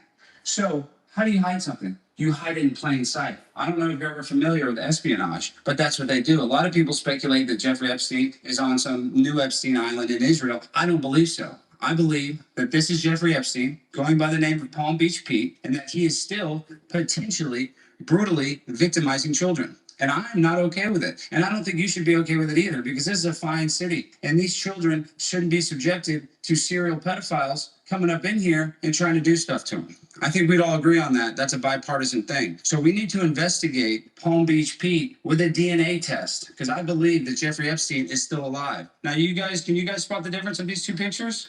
No, you cannot. They're identical. So I have evidence that Jeffrey Epstein is walking amongst us right now. And I implore this council to investigate Palm Beach Pete, because Jeffrey Epstein is still alive. Thank you very much. Now that might sound like nonsense. Could not possibly. I mean, of course, it ain't Palm Beach Pete. I get what you're saying, but what about the possibilities of everything else he said about hiding in plain sight? The comedy that he made up of the switcheroo as they brought the bodies in and out and stuff like that. All of that didn't necessarily have to be a joke, because a lot of a joke sometimes is partially the truth. You guys know what I'm saying? Maybe it's not Palm Beach Pete, but could it be somebody else? He did have what we mentioned about yesterday, right? Was anybody here yesterday? had some of the #1 plastic surgeons in the world, actually had them performing that sort of work in his mansions and at his island. You guys saw it. One of the top plastic surgeons actually was working on someone in his home. Let's keep on moving forward, you guys. Let's keep on. I know it's not. Somebody said, leave Palm Beach Pete alone. He just resembles Jeffrey. I believe you as well. But the best way to hide is in plain sight, right, Scooter? Let's keep on moving forward, you guys. And they got massive dough. Still got mad dough. Still got the Jeffrey Epstein Foundations. Still has a what do you call it? Estate, and still got deals going on with a lot of high, powerful people that still get paid from them. Yeah, okay. You guys don't think so? You need to watch a lot of our old videos and check that out. Let's keep on going forward right now as you guys double tap their screen and get those likes up, because we're working on what? That's right, you guys. We're working on getting up to that number. We want to get up to, what is that, 73,000 subscribers? We can do that today. Let's go ahead and subscribe to the channel. That's free. Also, give me all the money in your pockets. No, no, no. But I would like a like. You take that phone, you pick that phone up and go like this. Double tap that screen. We get those likes up to get more people over here to see stories like this. Yeah, we're going to get over here and see what's going on with Ann Kepner's Power. He remains free. He's not a Power, but he is the one that they're accusing. He's an 18-year-old, and there's outrage and because the accused has not been arrested and kept inside of the jail. They've been letting him roam free, and family members are not happy about this. We've been following this story since day one, ever since the cruise ship murder happened. 18-year-old Anna Kepner's stepbrother, an accused killer, will remain free ahead of trial. A federal judge yesterday refusing to detain the Florida teen yet again, a decision that sparked a sharp response from one prosecutor who asked, what more does it take to prove someone is a danger? A second body? Former FBI special agent and former Crimes on the High Seas coordinator Nicole Parker. Nicole, why does this judge continue to twist himself in knots to keep this kid free before trial? Thank you, Brad. That's an excellent question. And I can tell you that, in the eyes of the prosecution, and in my personal opinion, I do believe that he's a danger to the community, although he's 16 years old. But the key element here is that he is being charged as an adult. And this is in the federal system. So that is quite rare. In the cases that I worked at, it's very rare to see a minor charged in the federal system. Absolutely does happen, but it's not as common as you would think. And due to the seriousness of the charges, because it is a first-degree murder, it is an aggravated sexual abuse case. But by law, they cannot house juveniles in jail with adults in the federal system. The Federal Bureau of Prisons does not house juveniles. So anyone under the age of 18 cannot be incarcerated with adults. So how many of you guys agree with that? If you agree with that right there, I want to get you a thumbs up, because they're saying that juveniles cannot be housed in the federal prison system, and that's why he's kept out of there. If you agree, let me see a thumbs up. If you do not agree and you believe that they should as well be able to be arrested and go to jail the same way everyone else is, I'd like to see those thumbs down. If you agree with the federal system as it stands, thumbs up. If you do not, let's get those thumbs down. Liberty and Justice says 200, and she's celebrating about that. Let's see if we can get up to 300 now. We're going to keep on pushing. Okay, Howard's not looked up. Okay, wait a minute. Pitbull got thumbs up. We got a 2 thumbs up. We got, okay. You do the crime, do the time. We got thumbs down over here like crazy. Okay, 55, I see what you got to say. We got thumbs up one time after that. Epstein was an agent, mascot for Mossad. Ooh, sorry, thumbs down. We got 1 thumbs up, a couple of thumbs down. Sorry to tell you guys, but the thumbs down have won. Let's keep on moving forward, you guys, and thank you so much. Let's keep on going. It's our bottom line, you guys. Shout out to all of the family members and the co-hosts in here. Good morning. It's Friday, y'all. And so I think that's what Judge Torres, I know him, he's a magistrate judge here in the Southern District of Florida. He's an outstanding judge, but I can see why it is very perplexing, and people are looking at it saying, how is this even happening? Really interesting analysis, Nicole. So, let me answer this. Yeah. Are you concerned for the safety of the 2 minors that this accused killer now lives with? Are you worried for them? I am worried for them. I think it's extremely dangerous to have someone who's allegedly committed these crimes. These are the worst crimes possible. We're talking about a first-degree murder, aggravated sexual abuse. But again, I do not know that this is going to be a permanent situation. Right now, he's being monitored on a tracking system with GPS. I believe that the judge is going to look at the housing options in Central Florida, as he had discussed. And I do believe that eventually there will be a system put together. The federal system will work with the locals, contracted out, and I do believe that he will not be out of prison until the trial. That's just my personal opinion. I think there needs to be more research done, and I do believe that he eventually will be put into the prison system. You got comments over here. I can't let them go by. We got Ronnie that says, if he was black, if he was a black boy, I bet he'd be in federal prison right now at 12 years old. Got another person, Shamika Smith, that says that's a lie. Lock up that little pervert up because there's a lot of black teens inside too. Ooh, I was saying you guys comment. Sorry about that. I think that was them that did that.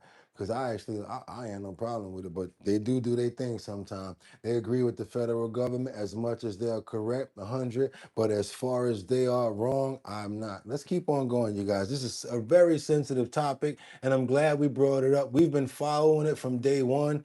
I also do not agree. Just to let you guys know, he needs to be locked up and until they find out what happened, watch your head. Yeah, he needs to be locked up right now, because again, I've never seen that happen with any other denomination. I'm not even going to just say black, I'm going to say Hispanic or any other.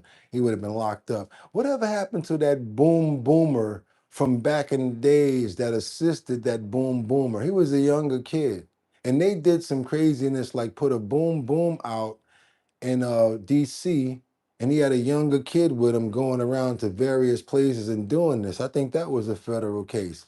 I can't remember their names, but it was two black guys, and they were riding around and putting out booms, and there was one black guy and there was one younger one.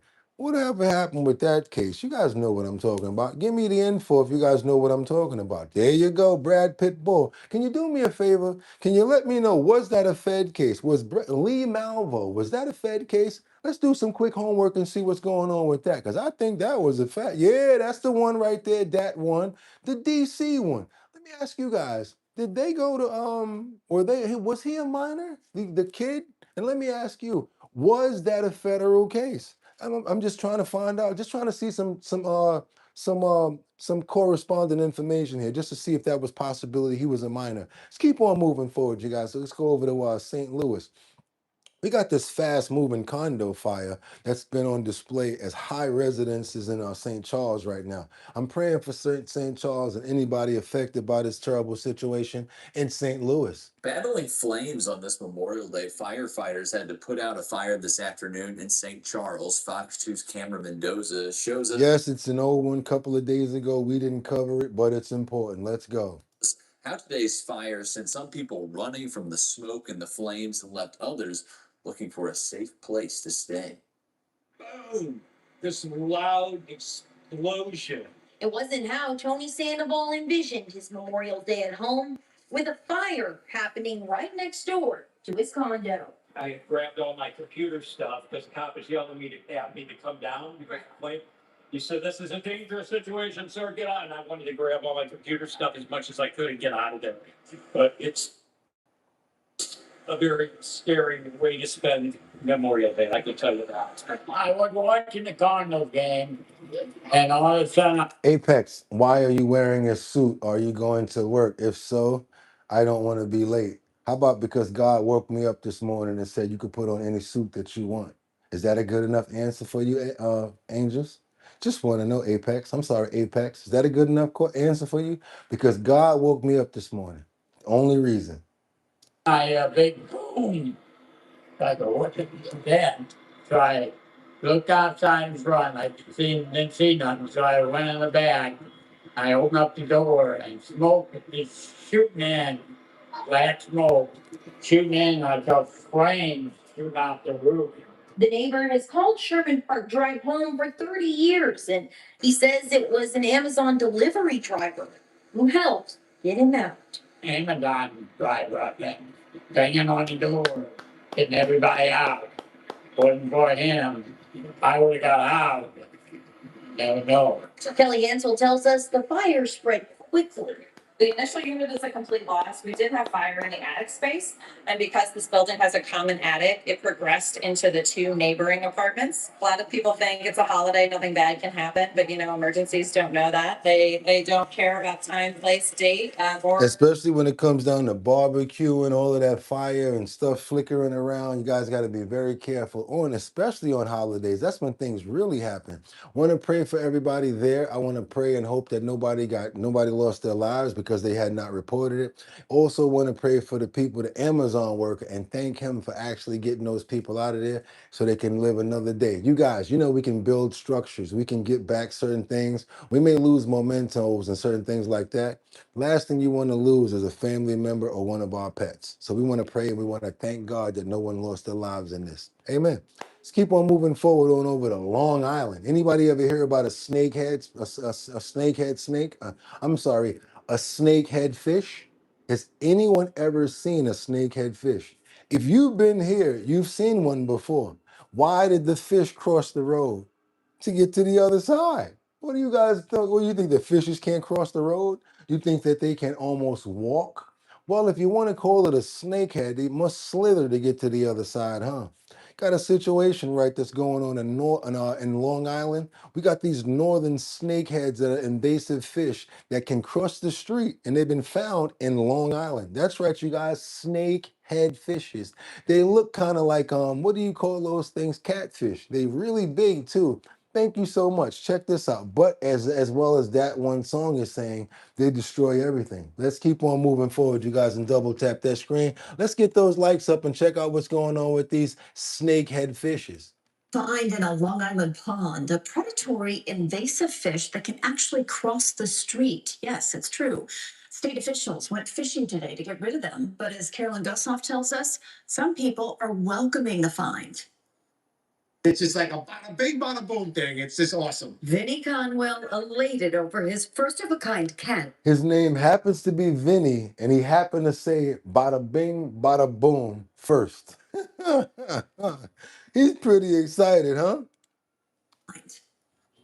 It's just like a bada bing, bada boom thing. It's just awesome. Vinnie Conwell elated over his first of a kind catch in Suffolk County. He travels the East Coast seeking out the northern snakehead fish, and last week caught 3. Don't tell me there's not northern snakeheads in Lily Pond. These fish are so awesome to fight.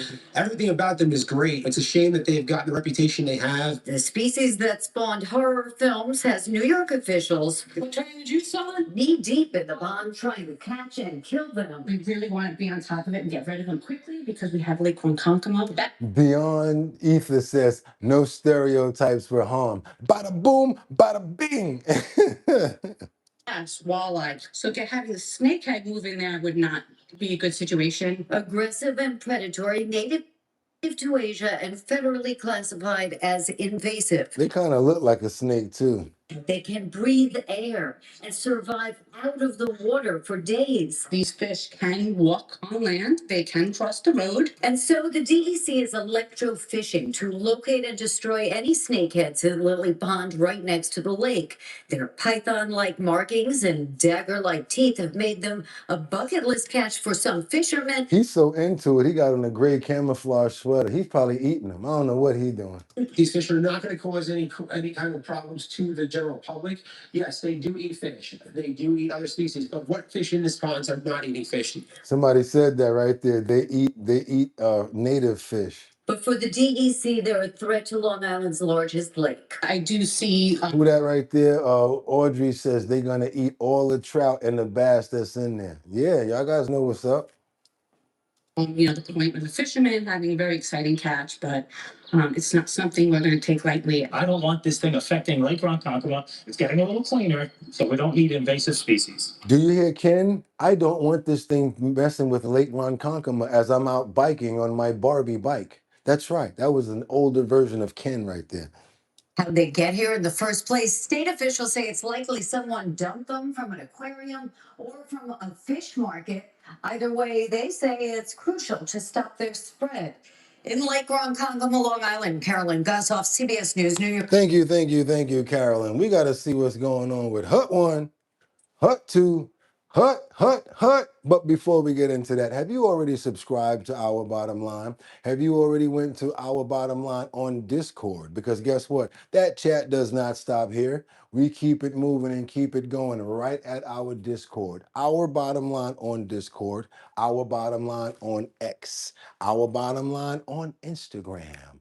Our Bottom Lines everywhere, you guys. That's right. Go subscribe, become a member as well as on our social networks, become a follower, and also hit that like button to let everybody know that you're over here. How do you do that? Double tap that screen, get those likes up, subscribe right there. Make sure when you subscribe, you hit all to make sure you get all of the notifications, you guys. Let's get those likes up. We working. It's Friday. How many of you guys got the weekend off? Let's talk about it. Let's keep on forward. What'd you say? 55 Coffee House, Lisa? She says, Vinny said, bought a bing, bought a boat. I like that one. Let's keep on going, you guys. I like that one. We got a former NFL player. His name is Warren Sapp. Anybody ever hear about this player, Warren Sapp? What do you know about Warren Sapp? He's asked to remove a trespassing charge at a hearing. He's been asked, can you please remove this trespassing charge? And guess what, you guys? He looks a little different from the days when he used to play.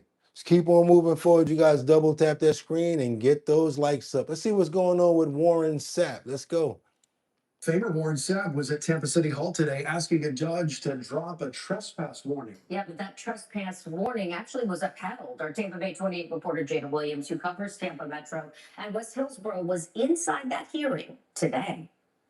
NFL Hall of Famer Warren Sapp may be used to winning on the football field, but that wasn't the case inside City Hall today. Sitting inside City Hall, NFL Pro Bowler Warren Sapp prepared for a different kind of battle. And we're here today to hear an appeal on the matter of a trespass warning. Sapp, along with two others, were trespassed from the city center on Hannah Avenue February 25th. Corporal Jessica Hollis, one of the responding officers, testified about why the notice was issued. We had already decided that their official business was done, and if they came back in, they would be trespassed. So when they entered again, I explained it to the person who entered that they were being trespassed. The men argued that the trespass notice was unlawful. I had every legal right to be in that building. I was there to submit public records request. I mean, their own precision of the first trespass proves that it was unlawful. I was there exercising protected constitutional rights both times. But ultimately, the trespass was upheld. Means adjourned. Thank you. I caught up with them after the hearing. I learned today that when there's an ordinance in the Tampa Code that says you're not allowed to trespass me, I can write it up as an officer saying you trespassed me and then get in here and say, well, it doesn't matter that I did and I issued it improperly. That's how we know it. Wow. I think that's an official document, right? Sapp tells me he's left with more questions, including the length of his trespass. I still never got to explain what was my trespass. What was my disturbance?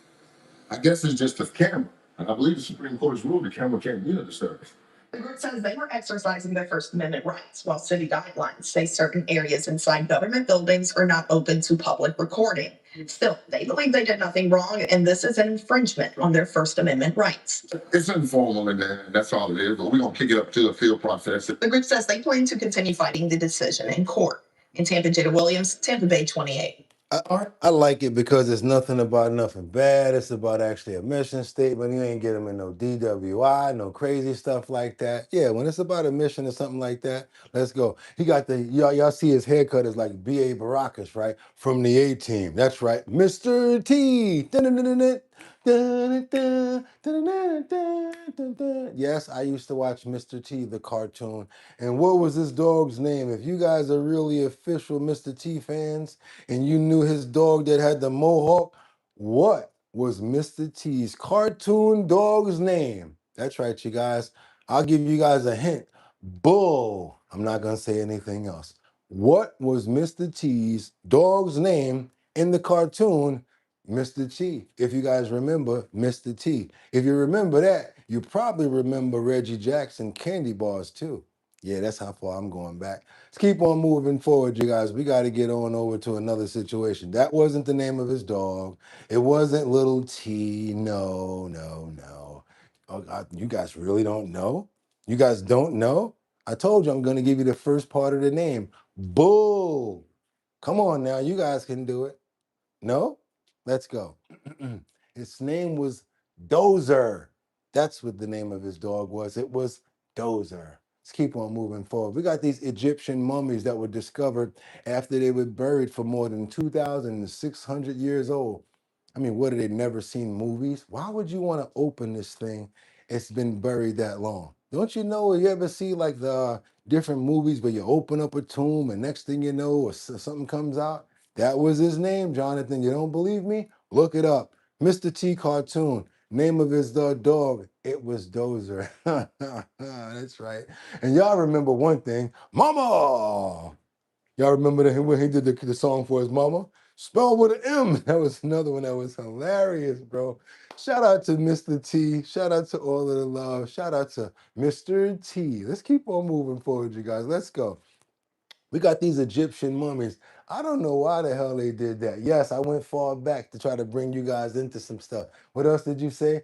Yeah, I remember that song. Yeah, you guys, I'm a Mr. T fan. That was my dude. Had massive respect for him. But I want to ask you a question.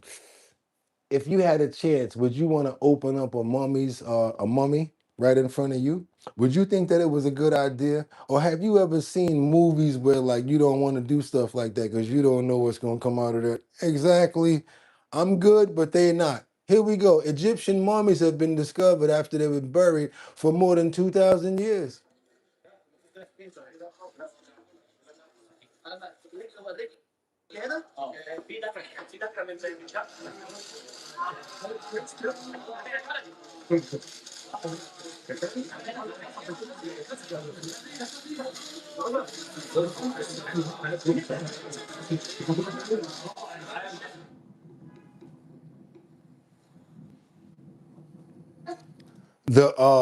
I'm gonna try. The sarcophagi were found near the famous step pyramid of Djoser in Saqqara, south of modern Cairo.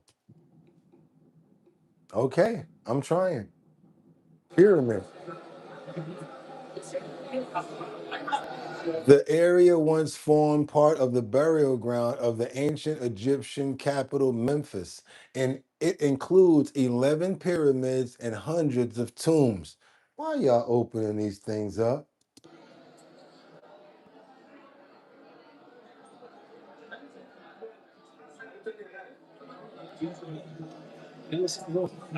These sarcophagi were found 36 feet below the ground in a previous unknown well. The director of Egypt's Antiquities Council said the hole was just the beginning of more discoveries. We're not gonna stop digging. No, it is just the appetizer of the fourth season. We're gonna continue. And very soon, we're gonna find something really very important and very special over there. Coffins? Yes. Negotiate with the commission? Yeah, that's what I saw from another hole. So I'm gonna continue working. I like what you said, that one. I heard it, I saw it before you got up out here, because I feel kind of like the same way. Damn shame they can't just leave stuff be.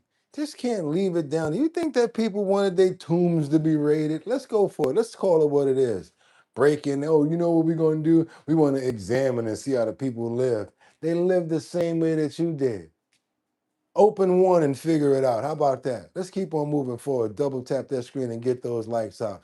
I respect the dead. I respect people when they life, and I'm damn sure not gonna go mess with your tomb or your, let's call it a casket. That's right, a casket when you out of here. Not gonna go grave rob you. Let's keep on moving forward. Double tap that screen, get those likes up. Unreal moment where this thundered. I'm talking about I would have hit him with the you can. I would have definitely got arrested on this one. Call me what you want. Luckily, there were smart enough people there to get to him before somebody that's crazy like myself. Because if I'm in the airplane and you walking up and down the aisles and you walking up and down the aisles and you walking up and down, first I'm gonna wonder, he got to use the bathroom. I'm gonna look and see if it says occupied, and if it's unoccupied, I'm gonna wonder why you walking up and down the aisles. Secondly, why you walking next to that next to that exit door? Thirdly, why are you trying to touch the, oh yes, boop bap, boop bap. Mm-mm. Let's get over here. Come on, you guys. An unreal moment where a passenger attempts to open emergency exit door while they were in mid-flight. Come on, let's go. You guys double tap that screen and get those likes up. Wouldn't have been floating like Trump on that missile right there. It would have been a whole different situation.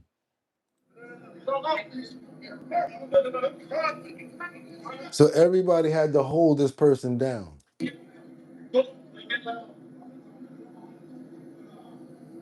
It was restrained after allegedly attempting to open an emergency exit mid-flight in China.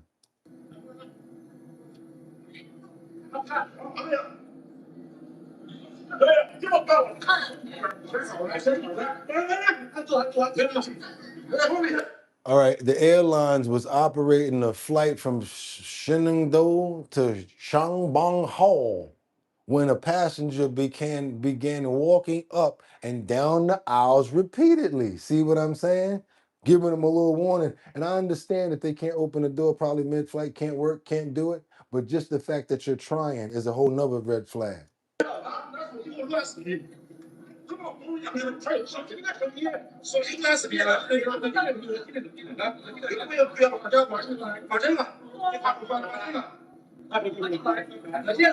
The cabin crews instructed him to return to his seat, but he ignored them as he lingered between the exit area rows.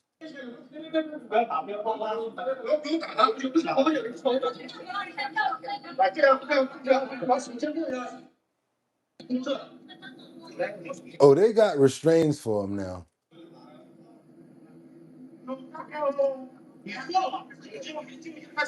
He attempted to touch the emergency exit door when they told him to sit down.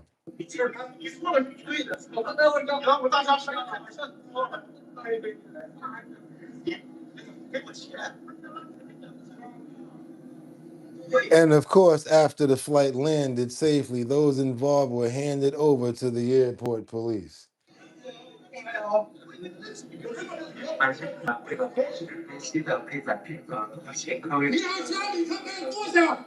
Yeah, he like, yeah, get this motherfucker out of here. We got him. Keep on flying. We straight over here. We got him. And I'm glad that they did get him. And I'm so glad that he wasn't able to hurt anybody. Probably drunk too much wine. Wait a minute. What else you got? What else you guys got? He said, Boogotti, you may need to brush up on your Chinese. You see, I tried, right? Let's keep on moving forward, you guys. That was 100% stupid right there. I don't know what the hell he was thinking about. And you guys, if you appreciate the content that you're getting right now, let's go ahead and double tap that screen to get those likes up, because I may need to brush up on my Chinese, but this fool here needs to brush up on his lawyer fees and finding out what's going on. We're going to keep it in China, but not China. You're going to take it over to Chinatown now, New York. Let's throw back this story real quick. We got to get on over to New York, and if I can make it there. Breaking news, you guys. Let's get right into it. We got a situation where we got a convicted murderer of 4 homeless men in Chinatown who's about to be sentenced. That's why I said we're going to keep it on China, you guys. Let's go. Let's get to work. Homeless men on the streets of Chinatown is scheduled to be sentenced today. Randy Santos was convicted by a jury back in February of beating the 4 men while they slept during a rampage in 2019. Santos' lawyers argued that he suffered from schizophrenia and was too mentally ill to be held criminally responsible. He faced the possible sentence of life in prison. Now, no, that's 4 men, 4 people lost their lives, and we're waiting to see what he gets sentenced to. Yep, and it's been going on for a while now, you guys. Yeah. So yes, pray for the Chinese men that lost their lives in Chinatown. Yes, that's New York. Serious situation right there. And we will keep you updated on what his sentence was. Pray for the families and everyone affected by this situation. Yes, it was Chinese people. Yes, it was a different race. But guess what? We don't care about those things over here. It was a human being. We care about life, and we care about family, and we care about love. That's what we care about over here, being real to our fellow man. No race. We don't play none of that crap over here. So we want to pray for the families as well. Amen. They might not even be Christian or our same religion. They might be Buddha. Don't even matter. No one deserves to die that way. Let's get on over to Green Bay, where the Packers running back Josh Jacobs not yet charged in a domestic abuse case, and they say they do not have enough evidence to make a charge on the decisions. But you know what, you guys? I don't know if this is playing favorite. I don't know if it actually has something to do with really not having any information, but I do want to know what you guys think about this situation here. Let's see what's going on with it. Begin with 12 News Kendall Keys joining us live at the Brown County Jail. And Kendall, Jacobs got out of jail this afternoon. You're right, Deanna. I spoke with his defense attorney over the phone from Las Vegas, and he said Jacobs left the Brown County Jail around noon today after the district attorney announced that they didn't have enough evidence to make a charging decision just yet. Now, this investigation all started with a call to police about the Packers running back. 8:37 Saturday morning, Hobart Lawrence police dispatched to a disturbance complaint involving Josh Jacobs.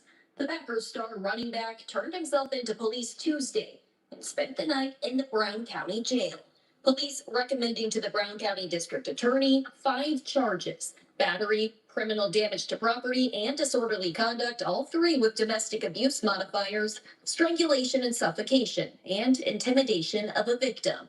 But Wednesday afternoon, rather than filing formal charges against the third-year Packers running back, District Attorney David Lissay announced Jacobs would be released from jail, saying, quote, "Our office has requested additional investigation as there is reason to believe that additional evidence may exist that would impact whether criminal charges are appropriate and what charges would be issued."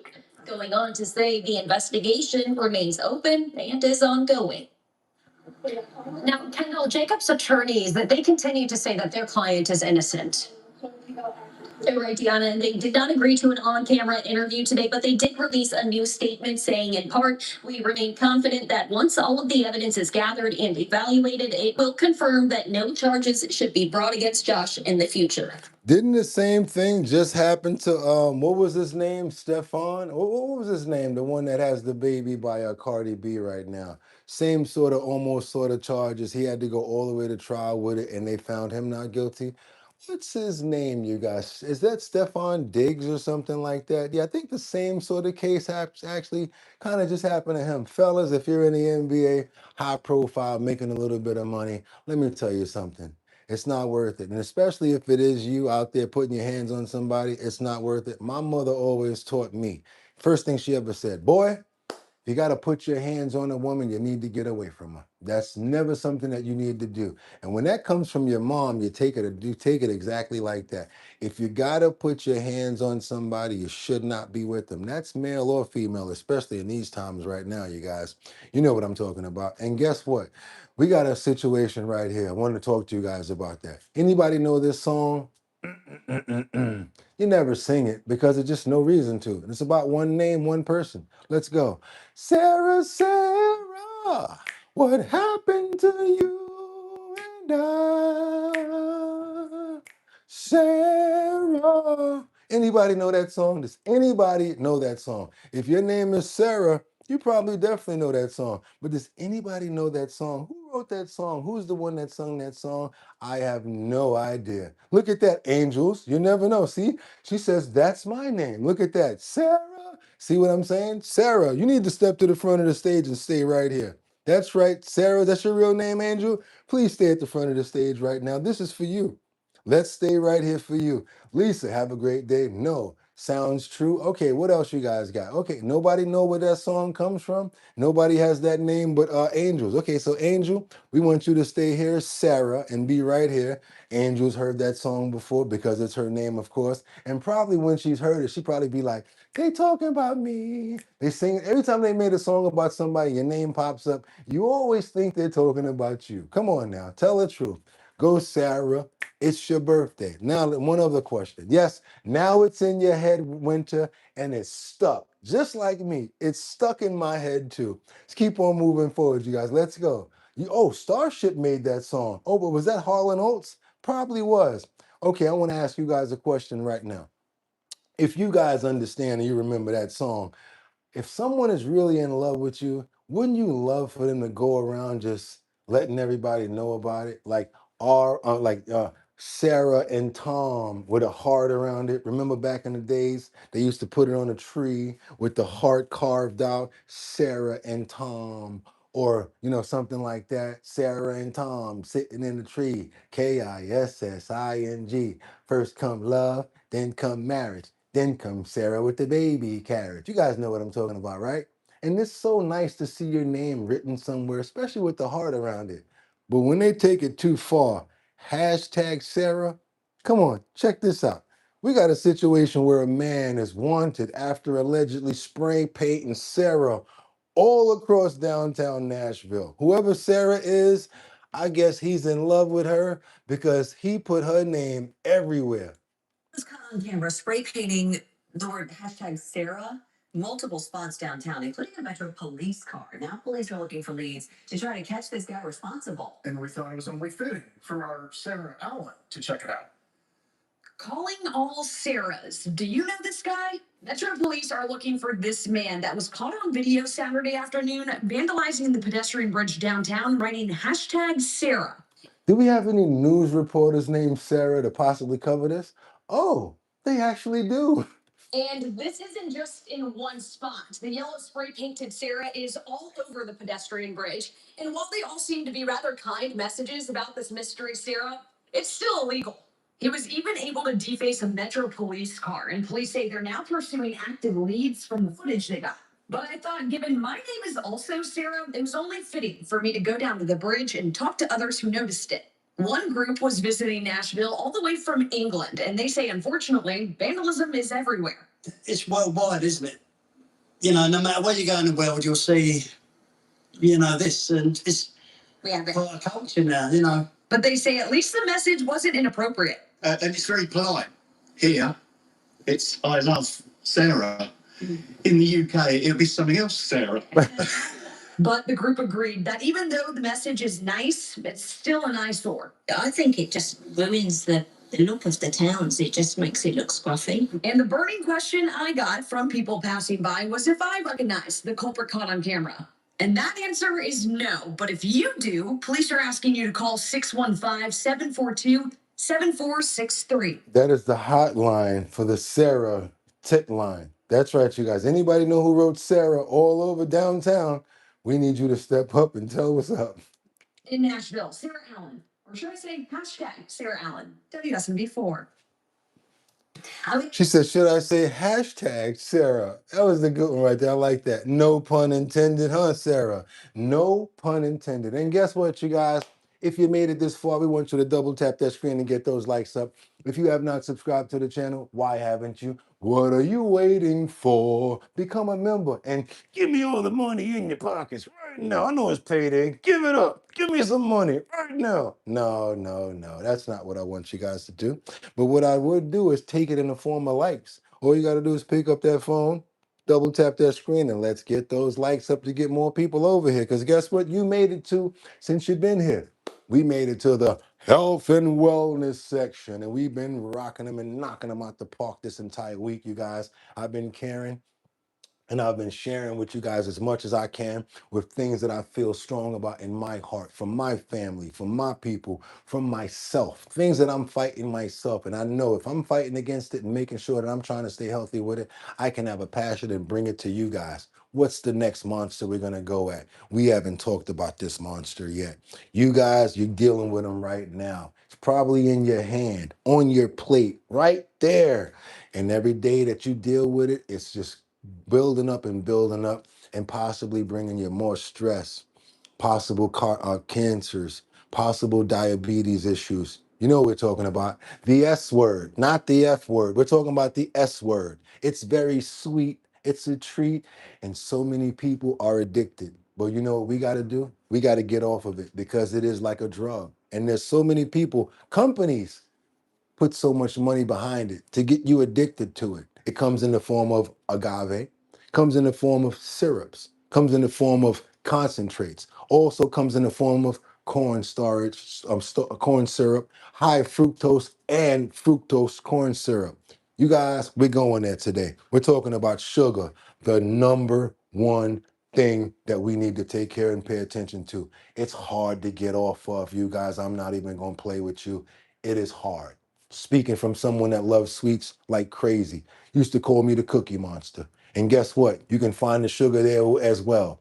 So be careful, because you're not going to just find it in candy. You're not just going to find it in sweet treats. You're going to find it in pastas. You're going to find it in fruit juices. So we got to be really careful about our overall consumption. What are we about to do right now, you guys? We got to get this fight going, because I need to help myself as well as my family here. And we need to form an army against what? Sugar. And we're going to go in with this video right here: how to quit sugar in 5 steps, and for more energy, fewer cravings, and better health. Just want to tell you guys right now, the reason why you eat a lot of sugar and why you want that craving, that donut, and that other stuff, is because you're not full. You don't have enough fiber. You don't have enough protein. Tell the truth. You ever sit there at the end of a big dinner and they say, "Would you like dessert?" You don't have no room for dessert. Think about that. And even if you do want a dessert, you split it with somebody, because you can't have the whole thing, because you're actually full. Why do we eat sweets? Because we're hungry. But we don't go for the right foods first before we eat the sweets. It's common sense. Let's get into it, you guys. How to quit sugar in 5 steps for more energy, fewer cravings, and better health. This is the doctor's kitchen, and we are already subscribed here. We got to get into it. Y'all ready? Let's do it. It's our bottom line, and it's the health and wellness section. I pray that you guys like this and use this information, because it's very important. Let's go. Let's get into it. Let's do it.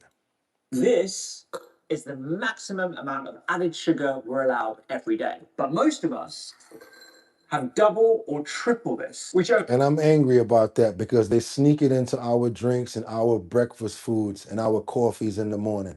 You get about 12 of those teaspoons right there in that Dunkin' iced coffee that you're drinking right now, such and such. I'm talking to you. If you stopped at Dunkin' or one of these places, too much sugar in that damn drink already.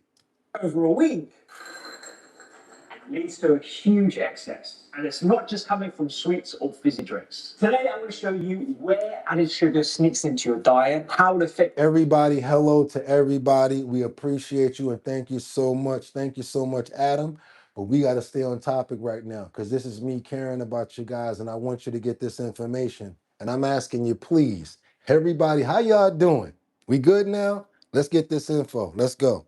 Affects your mood, energy levels, and cravings, and my 5 simple tips to help you cut down sugar without giving up everything you love. Even as a doctor, I used to have sugar all the time. I used to crave something sweet after meals. I used to have high sugar sweets when I was doing hospital shifts. And then I tried to cut down my sugar by swapping for healthier snacks. But as it turns out, I was still having a ton of sugar, because cutting back isn't just about skipping desserts or sweets. Sugar hides in plain sight. It's in more foods than you think, even those that look healthy. A bowl of granola, 4 teaspoons of sugar. A glass of. Now we're trying to prevent things, so we're like, let's go get some granola, but there's 4 teaspoons in that.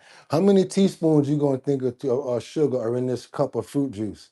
Juice, 4 or more teaspoons of sugar. A snack bar, 3 teaspoons of sugar. An iced caramel coffee, 6 teaspoons of sugar. And That's already a whole full day's intake right there. But we're addicted, me included, not even gonna lie. energy drink, 10 teaspoons of added sugar. But the original sugar sweetened beverage, Coke, has 12 teaspoons of sugar in a 500 ml serving. That is 1 serving of Coke.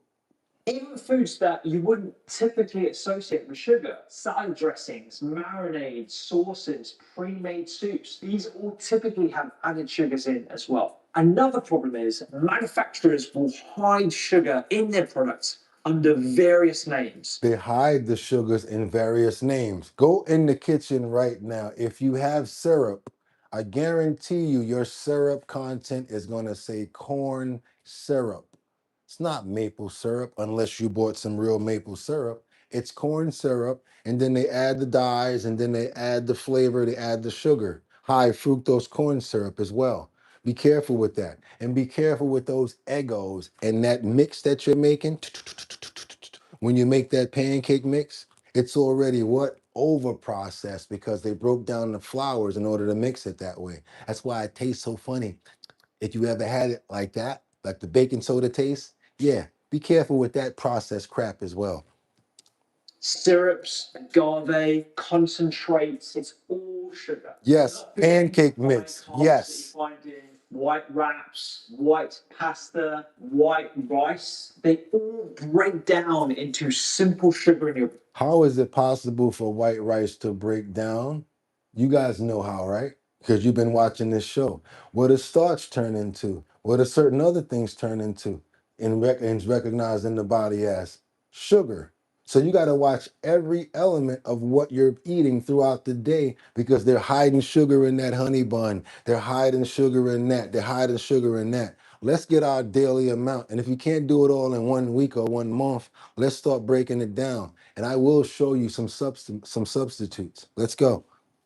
Bloodstream as easily as added sugar. So hopefully you can see how easy it is to overconsume sugar. By lunchtime, by having any combination of these, you would have smashed through your daily maximum of 6 teaspoons of added sugar. But here's the important part. Not all sugar works in this way. Take whole fruit like this apple, for example.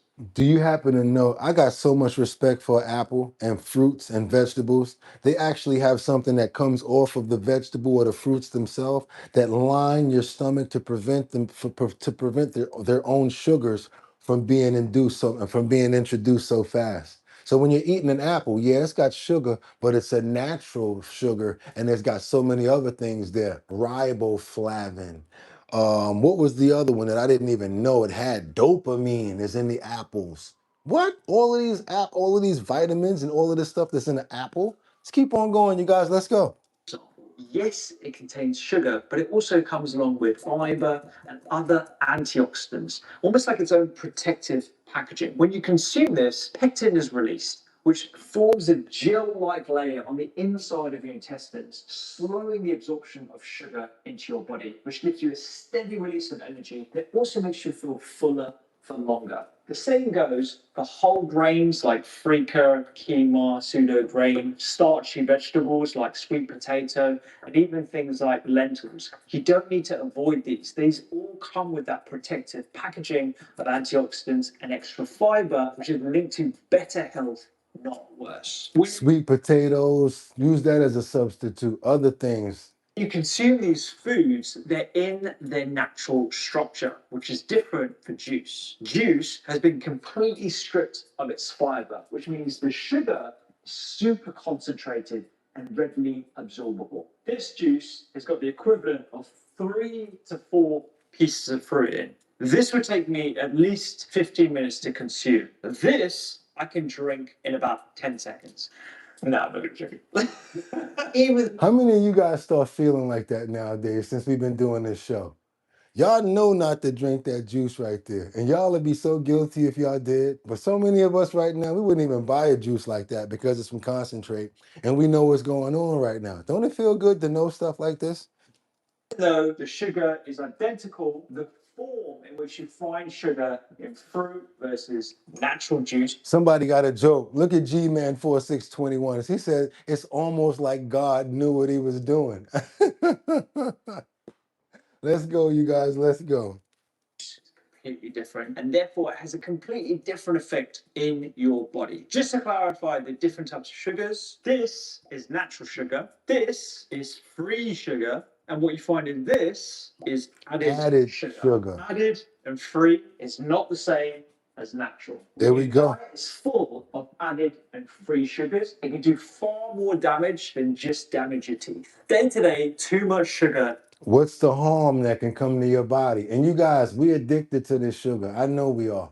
So what we need to do is start trying to wean off and make ourselves better. I'm not even saying you or whoever. I'm saying we, the ones that know that we are. Can't even help it. That's just how we grew, how we were raised.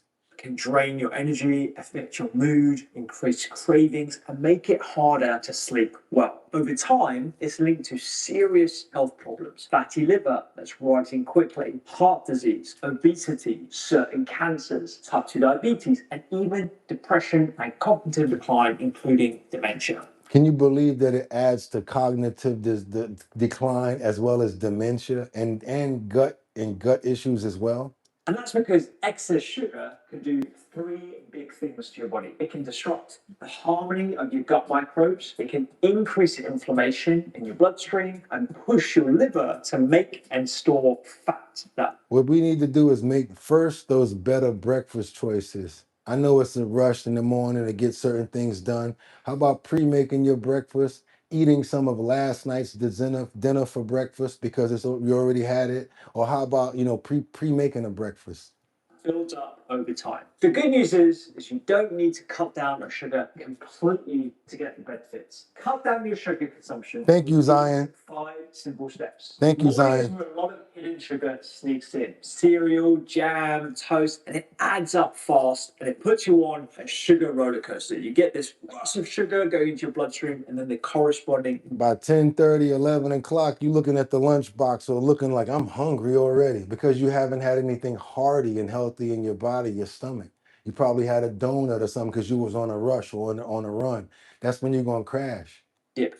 And in that dip, that's when you crave more sugar. Instead, build a breakfast with protein. Yes, we. fiber, Yes, we. beans, even last night's dinner. It'll keep your energy and sugar levels steady. And if you really want something sweet-ish, a yogurt bowl, overnight oats, for example. I like that. These are all great. Just make sure that you're adding lots of protein and fiber-rich ingredients like hemp seeds, flax, mixed nuts, nut butter in the yogurt, for example. Berries. Even if you add a little bit of sugar in the form of honey or maple syrup, you can choose how much you put in and you can start to reduce it gradually. Let the fruit and spices like cinnamon and clove bring the sweetness and you can. You notice that clove? So if you got those cloves growing in your garden, yeah, we talked about that yesterday. Find some of my favorite breakfast recipes on the Doctor's Kitchen app. The Doctor's Kitchen app, some of the best recipes, and I think that we should if we want to try to get some better health choices. And a lot of things I always try to do, it's not just telling people stuff, but how about showing them the recipes, how to make things, like the way that we made the fruit bars the other day. Similar things like that. Just by cutting out breakfast sugar, you'll feel fuller for longer. You'll cut out a couple of teaspoons of added sugar without noticing, and it will keep you on the straight and narrow for the rest of the day. Drinks, as you'll realize, Don't drink your sugar. All right, I want to go here. Ditch the sugary drinks. Dunkin' Donuts, #1. Get it out of there. I'm tired of seeing them huge Dunkin' Donuts caramel looking whatever with the extra white whipped cream on top. All that whipped cream ain't nothing but sugar and garbage, you guys, and it's concentrated BS. I also want you to get rid of those iced coffees from Starbucks. That's enough of those coffee drinks. That's enough of that crap from 7-Eleven. When you guys are jumping in there trying to grab something. Smoothies, if you make them, that's cool. Fruit juices, they're all from concentrated. That's it. Iced coffee? No. Energy drinks? No. It's too much sugar in those energy drinks, along with other stuff. The chai lattes? No, unless you're making them yourself. Sweetened oat milk, and you got to try some black coffee instead of these energy drinks. What are you really trying to get? You're trying to get hyped up. You're trying to get some activation going on. Instead of an energy drink that's got all of this other stuff in it that you don't know what it is, might as well have some caffeine and some black coffee. Take an espresso shot. Yeah, instead. Let's keep on going. Let's go. One of the biggest sugar traps, and it's not just fizzy drinks or sodas, it's in bottled smoothies, fruit juice, iced coffees, energy drinks, chai lattes, sweetened oat milk. Thank you, G-Man. He says, because of you, I'm in the middle of a sardine diet. Check this out, G-Man. Watch your skin. Watch how much more moisturizer your skin's going to be. You're going to feel more fuller. It's going to be a good thing for you, bro. God bless you. Let me know how it turns out. Did you ask your doctor first, though? If you need to? Everywhere. A single glass can contain more free sugars than a dessert, especially if it's made with these added syrups and concentrates. And because it's liquid, your body doesn't register in the same way. It's not satiating, it doesn't make you feel full, so it's super easy to take in lots of sugar without realizing it. How many of you guys can drink more than one glass of Coca-Cola? And you think it's probably because of the bubbles, because of the carbonation, or because how good it tastes? Nope. It's not even fulfilling the bottom line, which is what? making you not thirsty anymore. So you got to consume so much more of it. That means you're getting probably more than you're supposed to get. You're drinking too much of this crap. You're getting much more sugar than you're normally supposed to take in. And if you're drinking stuff like soda, you really want to watch out on the high areas when it comes down to the sugars, as well as all of the food coloring and the dyes. Make these instead water or homemade iced tea with a black tea bag and sweeten it with either Or no soda. cinnamon, some berries, or make it sharp with a slice of lemon. Try a hibiscus drink. Hibiscus tea leaves are naturally quite sweet and they have a bit of tartness as well. Yes, you can try coconut sugar, or you can also try what I substitute everything with now. I do not use regular cane sugar anymore. What I use now is this. It's a little more expensive, but you don't need that much. This is the one that I actually really have in my kitchen right now. This is called monk fruit in the raw. This is monk fruit in the raw right there. 0-calorie sweetener right there, you guys, is the one that I actually use now. It's good for keto. So 16 ounces, probably about $10 for this, but I'm gonna tell you, it's probably a little more expensive, but it's totally worth it. Look at that right there, 0 calories, 57 servings per container, serving size 2 teaspoons, about 8 grams. 0 calories, total fats, 0, sodium, 0, carbohydrates, 8 grams, total sugars, 0, including added sugars, 0. Erythritol, 8 grams. Protein, 0. That's right, you guys, 0. We ain't got to deal with that crap. I use this right here, monk fruit sugar in the raw. Anybody else tried that before? Honey's better, okay. For some reason, I thought it was a syrup. Okay, boo, no, it's actually sugar. I actually use this right here. Let me know what you guys think about this, because I actually use this and it's been working for me. I got myself totally right off of sugar. Don't taste the difference. I use less of this. It's a little more expensive, but it's really good. Let's keep on moving forward, you guys. Let's go. That's what I use right now. Let's go. If you're looking for focus and energy, have a black coffee that actually has lots of metabolic health benefits instead of an energy drink. Try and make a homemade smoothie with whole fruit and yogurt. You'll avoid a lot of the syrups that unfortunately are found in lots of store-bought smoothies. And we have tons of low sugar drinks on the Doctor's Kitchen app if you're looking for inspiration. What catches people out with drinks is that they simply go for sugar-free or diet versions of the originals. I'm not a fan of these. Sugar-free is probably a good way to try to wean off, but you got to think about now, what are the artificial things that they're putting into it to substitute the sugar? Is that good for you? Is it good for your gut? Can help if you're trying to get off added sugar in the short term, but they're not the end goal. Over time, drinking diet drinks could affect your gut because some of these artificial sweeteners might disrupt your microbes and it can disrupt your cravings and your taste for sweetness. So if you drink a sweet tasting drink that's artificially sweetened, honey is biblical, but I also appreciate the tip. That's right, I appreciate that, Zions. Only thing about honey is it will transfer over to sugars, and if you're diabetic, you want to be careful about that. That monk fruit won't do that. And I did not say monks make sugar. It's called monk fruit sugar. It's a you got to process it a certain way in order to get the sugar out. What I use is the raw brown sugar, and it's called monk fruit sugar. It comes from the monk fruit. And I'm going to think about the honey versus, but I'm, thinking about the sugar that's still in the honey and it's still going to transfer over to possibly be something to go towards assisting diabetes.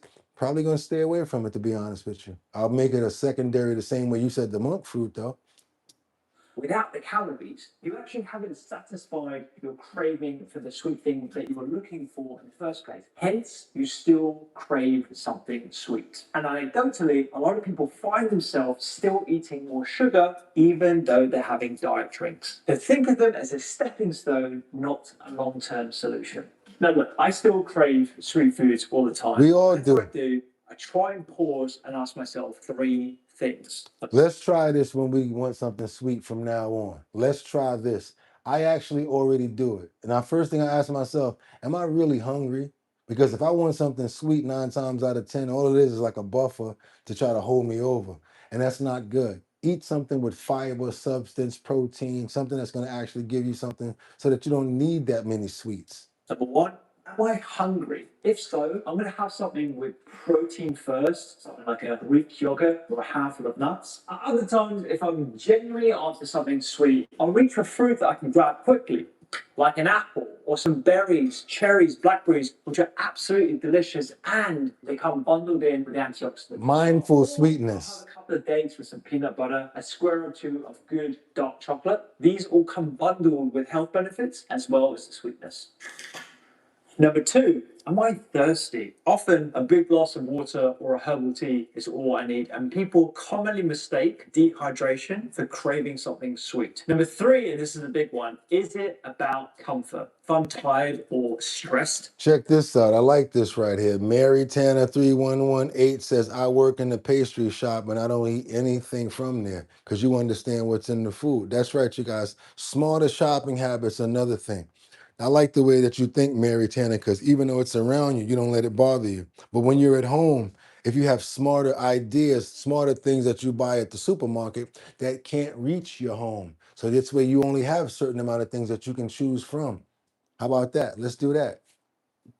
I tend to crave sugar, and I recognize that and build in other wins that make me feel good as much as sugar. Things like a quick walk, stretching, or even phoning a friend. Often I overconsume sugar because I'm craving this little bit of comfort. The difference now is that I try and make sugar a mindful treat. I'm doing it socially, but it's not a daily staple. Most sugar decisions happen in the shop, not in the kitchen. If something's in the house, it's going to be easy to reach for. So the goal is to set up an environment that makes it easier to eat whole foods first rather than sugar. The first thing is check the label before you buy. This is where a lot of sugar sneak into your diet. Do a quick scan for the. How many times I tell you guys about this? And I don't tell you to look at a label that's that for that one thing that you look for, that one product. I want you to look at the ingredients for things that you want to stay away from. Take that ingredient, remember it. We don't want no yellow number, whatever. We don't want to deal with nothing red. So every other product that you're reading, you actually apply that science to it, not looking at it like it's a new thing every time. But we should already know what to look out for after a while. There's hidden sugars. And remember all the names that can show up as hidden sugar. Check the content per 100 grams. You want to be aiming for 5 grams or less per 100 grams. That is considered low sugar. Instead of granola loaded with sugar, buy whole plain oats and add your own toppings. Instead of bottled dressings, make one yourself with olive oil, lemon, and herbs. I like that one right there. He says, Jonathan, wait a minute. He said, you can make date Snickers bars by adding peanut butter to the pitted dates, a nut close to the date, and dip it in melted chocolate. Let it set. It's delicious. That sounds good. Can I put some raspberry in that, Amber? I'd like to put some raspberries in that if you don't mind. Let me know.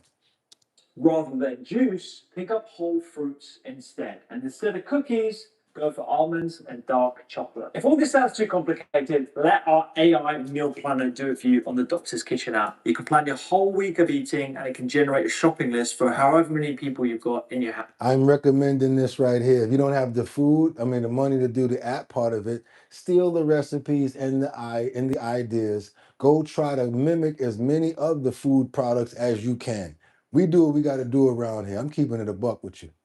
House. If you can make 2 or 3 swaps to your food shop each week, it's gonna make a big difference. Eat enough protein. This is what You're hungry. That's why you want all that sugar. You're hungry, and the last thing that you ate probably was sweet. So it wants to continue that because it's a process, just like monosodium glutamate. So you guys, you need something on your stomach when you're hungry, not something sweet. Again, you're at a restaurant. You just had a big meal. They come out with the desserts. Would you like anything off the dessert tray?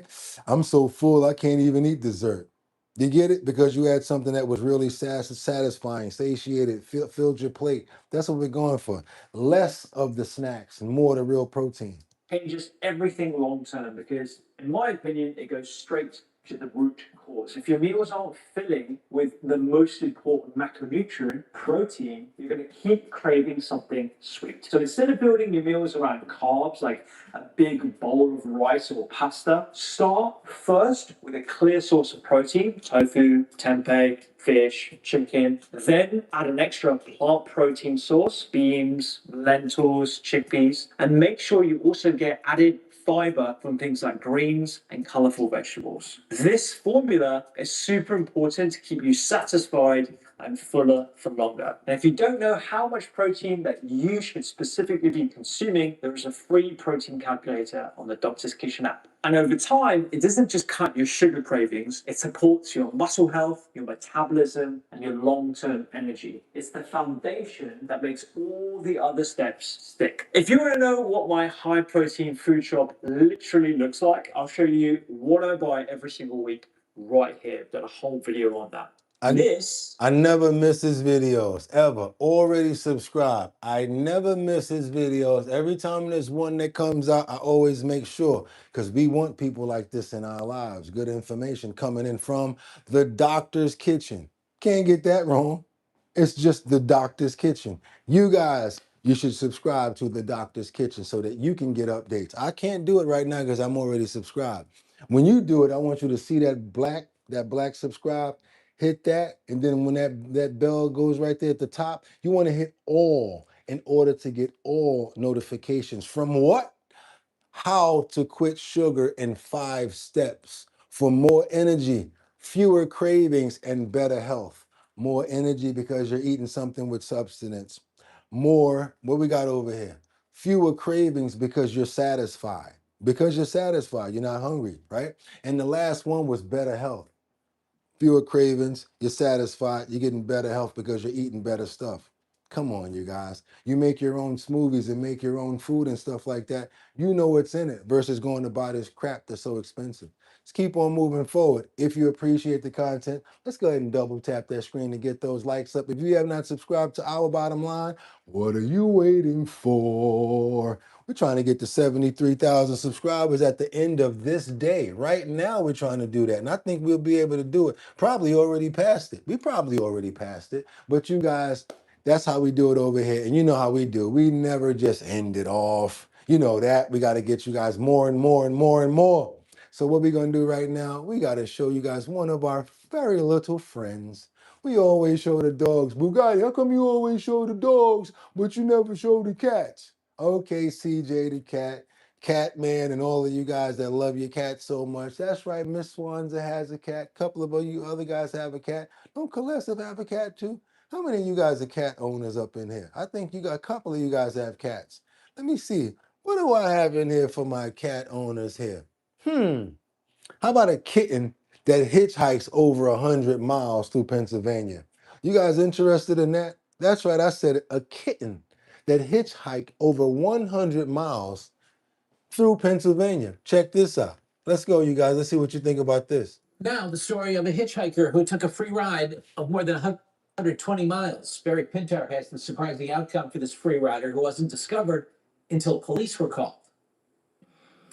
Yeah, this is the scene of the police, well, I guess I shouldn't say crime, police situation involving a Honda here at the Highlands in Kennedy Township. A hitchhiker hitching a ride, an unwanted hitchhiker, an unknown hitchhiker who made it all the way here.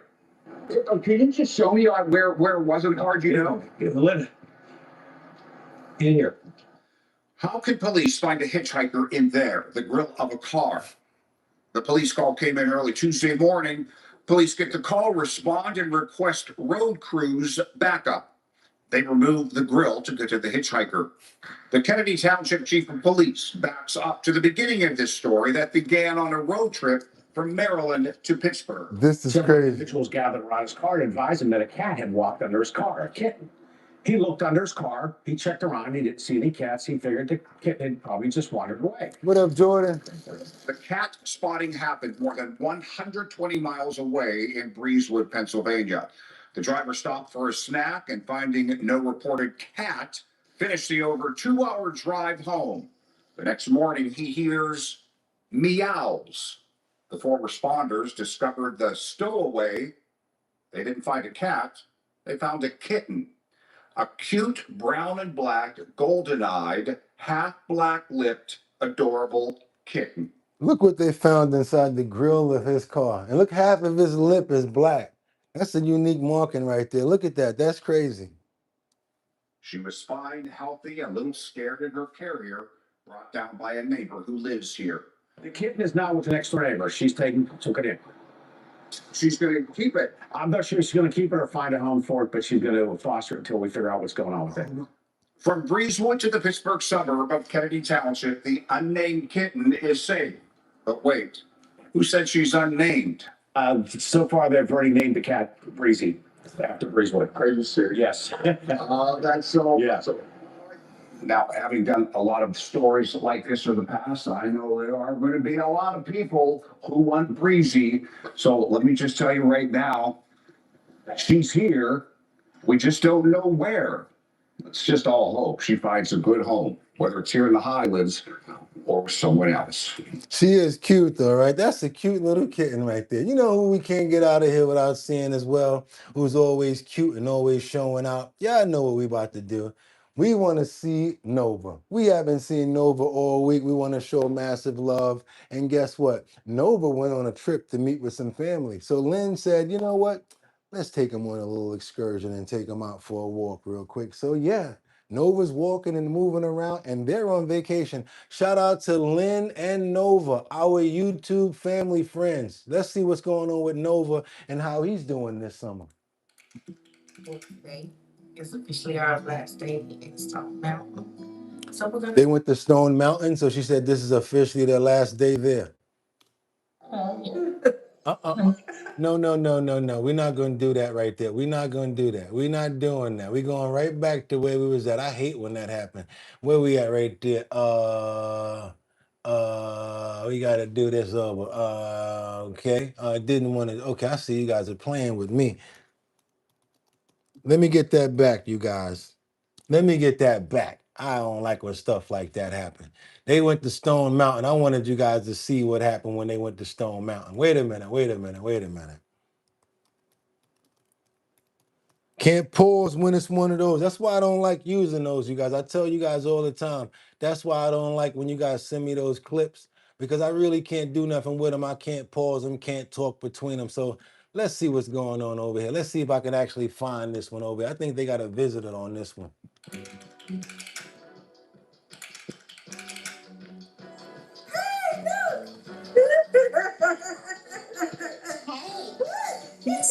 I can't pause it. Yes, honey. Coming down here, I thought, oh my gosh, it's raining. I hope she. Yeah, we. So basically, he has meet and greets all over the city, all over different places. People get to come up and meet Nova and meet Lynn. I think this is great.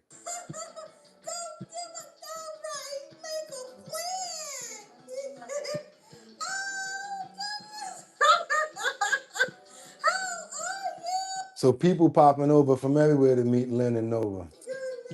Y'all, I thought we was. I really thought we was gonna be out here by ourselves. I thought we was gonna be by ourselves. Yes, he has. No. Oh no.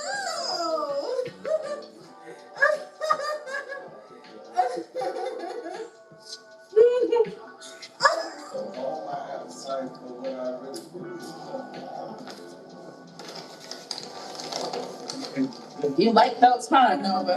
And of course, he's spoiled. They keep on bringing him snacks now.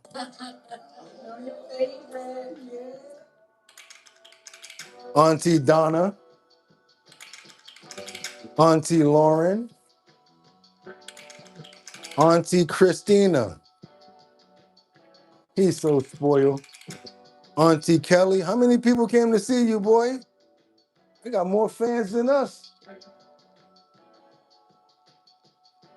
I'm so proud of Lynn and Nova. I'm so happy that they are making their way through this time right now, and he's getting healthy. I look at Lynn and Nova like very inspirational, you guys. That's one love right there that you guys have to understand. It's real love. She had love for Nova. She did not play around about him. Made sure he got the right surgery, had the right therapy, and guess what? Now he's doing what? Rehabilitating to the point where he just got a little ways to go. And I told you guys he'll be moving by the summertime. I told you that, right? I predicted it here, and I'm so proud that we actually have been able to see everything that Lynn and Nova are doing, and we want to pray for them and put them in our prayers today because we got to get our prayers going before we get out of here. I want to pray for every single person that's here, everybody that watched the entire show, even people that popped in at the end. I hope you guys got a lot of the content, and I really hope that you had a chance to hang around for the health and wellness section, and we just really building that section up, you guys, and I'm really serious about it. I really want to make sure that we're getting good content when it comes down to the health and wellness section. I want to pray for every single person here. I want to pray for health and wellness. I want to pray for good feelings. I want to pray for good spirits. I want to pray that you guys wind up coming to see me tomorrow again, right here at 6 a.m. on Our Bottom Line. I want to pray for love. I want to pray for happiness. Let's pray for your family as well as mine, as well as all of our animals, you guys. Let's pray. Let's get those prayers in the air for Adam. And we can't forget about Winter Rising, Dustin as well. Zion's Choice, praying for you. Faye, also Jelena. Can't forget about you. Yvonne, thank you so much for coming through. Albert, there you go, my brother. Appreciate you so much. Ad Rains, Amber, Mary Tanner. Who else we got up in the building? Jeffrey Spilker. Can't forget about Christine. Can't forget about Angels. Who else? 55 Coffee House, Lisa Roy. If you're still listening in, I hope you're traveling safe. Same thing when it comes down to Teddy. We never forget about Sam Champion or Justin or Mark Dorfman. Can't forget about Casey Ramos. Can't forget about Angels Among Us and Winter Rising. Also, Jolena, can't forget about Jeffrey Spilker. Who else we're talking about in this building today? Rebecca Lanyen Bueno, chiming in from Grand Rapids, Michigan. Janice, G-Man, Derek, Ad Rains, Haj, Zion's Choice, Tony Wright, checked out for real. Dustin Michael and Lala also. You know what we got to do right now? And we can't forget about Mega Dub. Can't forget about Mega Dub. Who else? We got Tyron in the building. Lala Journey. There we go. That's going to be the last one right here. One more person, and that's going to be it. Faye. Can't forget about you. And Tony Wright. God bless us all. Amen. That's right, you guys. And that's what we're about to do right now. And y'all know what I'm about to tell you about because it's going down. We got a lot more stores that's been added, a lot more restaurants that have been added. I can't wait to give you guys this announcement that we're supposed to be saying. I mean, I've been holding back, and that goes to show you I got a lot of discipline. I could have told you guys this announcement a few days ago, but you know what? I'm holding off because I want to make sure that things are done the right way. So I can't wait to hold off. I'm holding off on this announcement, but I can tell you about one thing. I can tell you about the Show Your Talent search. That's the one that we're doing in Manhattan, Bronx, Brooklyn, Queens, and Staten Island. And yes, it's coming up this month. That's right, at the end of this month. That's right. You, if you're in New York, come on over. Let's see what your talent is to see if you get a chance to make, boom, $250. That's right, in all 5 boroughs. After we get 5 people together, plus 1 person from here, you guys are going to compete against each other for $1,000. I'm your host, Boogotti NYC, sponsored by Big Drip Hard Punch. You want to get lit like Miss Swanza says? Drink Big Drip. All you got to do is go over to the website. That's www.drinkbigdrip.com. Go to the website, www.drinkbigdrip.com. And that's right. You go to the first page, put your email address in the slot, and we'll keep you updated on where the locations are going to be at. We got a big announcement next week that I just can't wait to tell you guys because it's going to do nothing but bring us more together, and we're going to have so much more fun doing it. This summer is our summer, our bottom line, you guys. That's how we do it. And you know what I'm going to say, right? Tomorrow's Saturday, so expect a lot of fun. Do, do, do, do, do, do, do, do, do. Damio, make sure you're right back here tomorrow for our bottom line.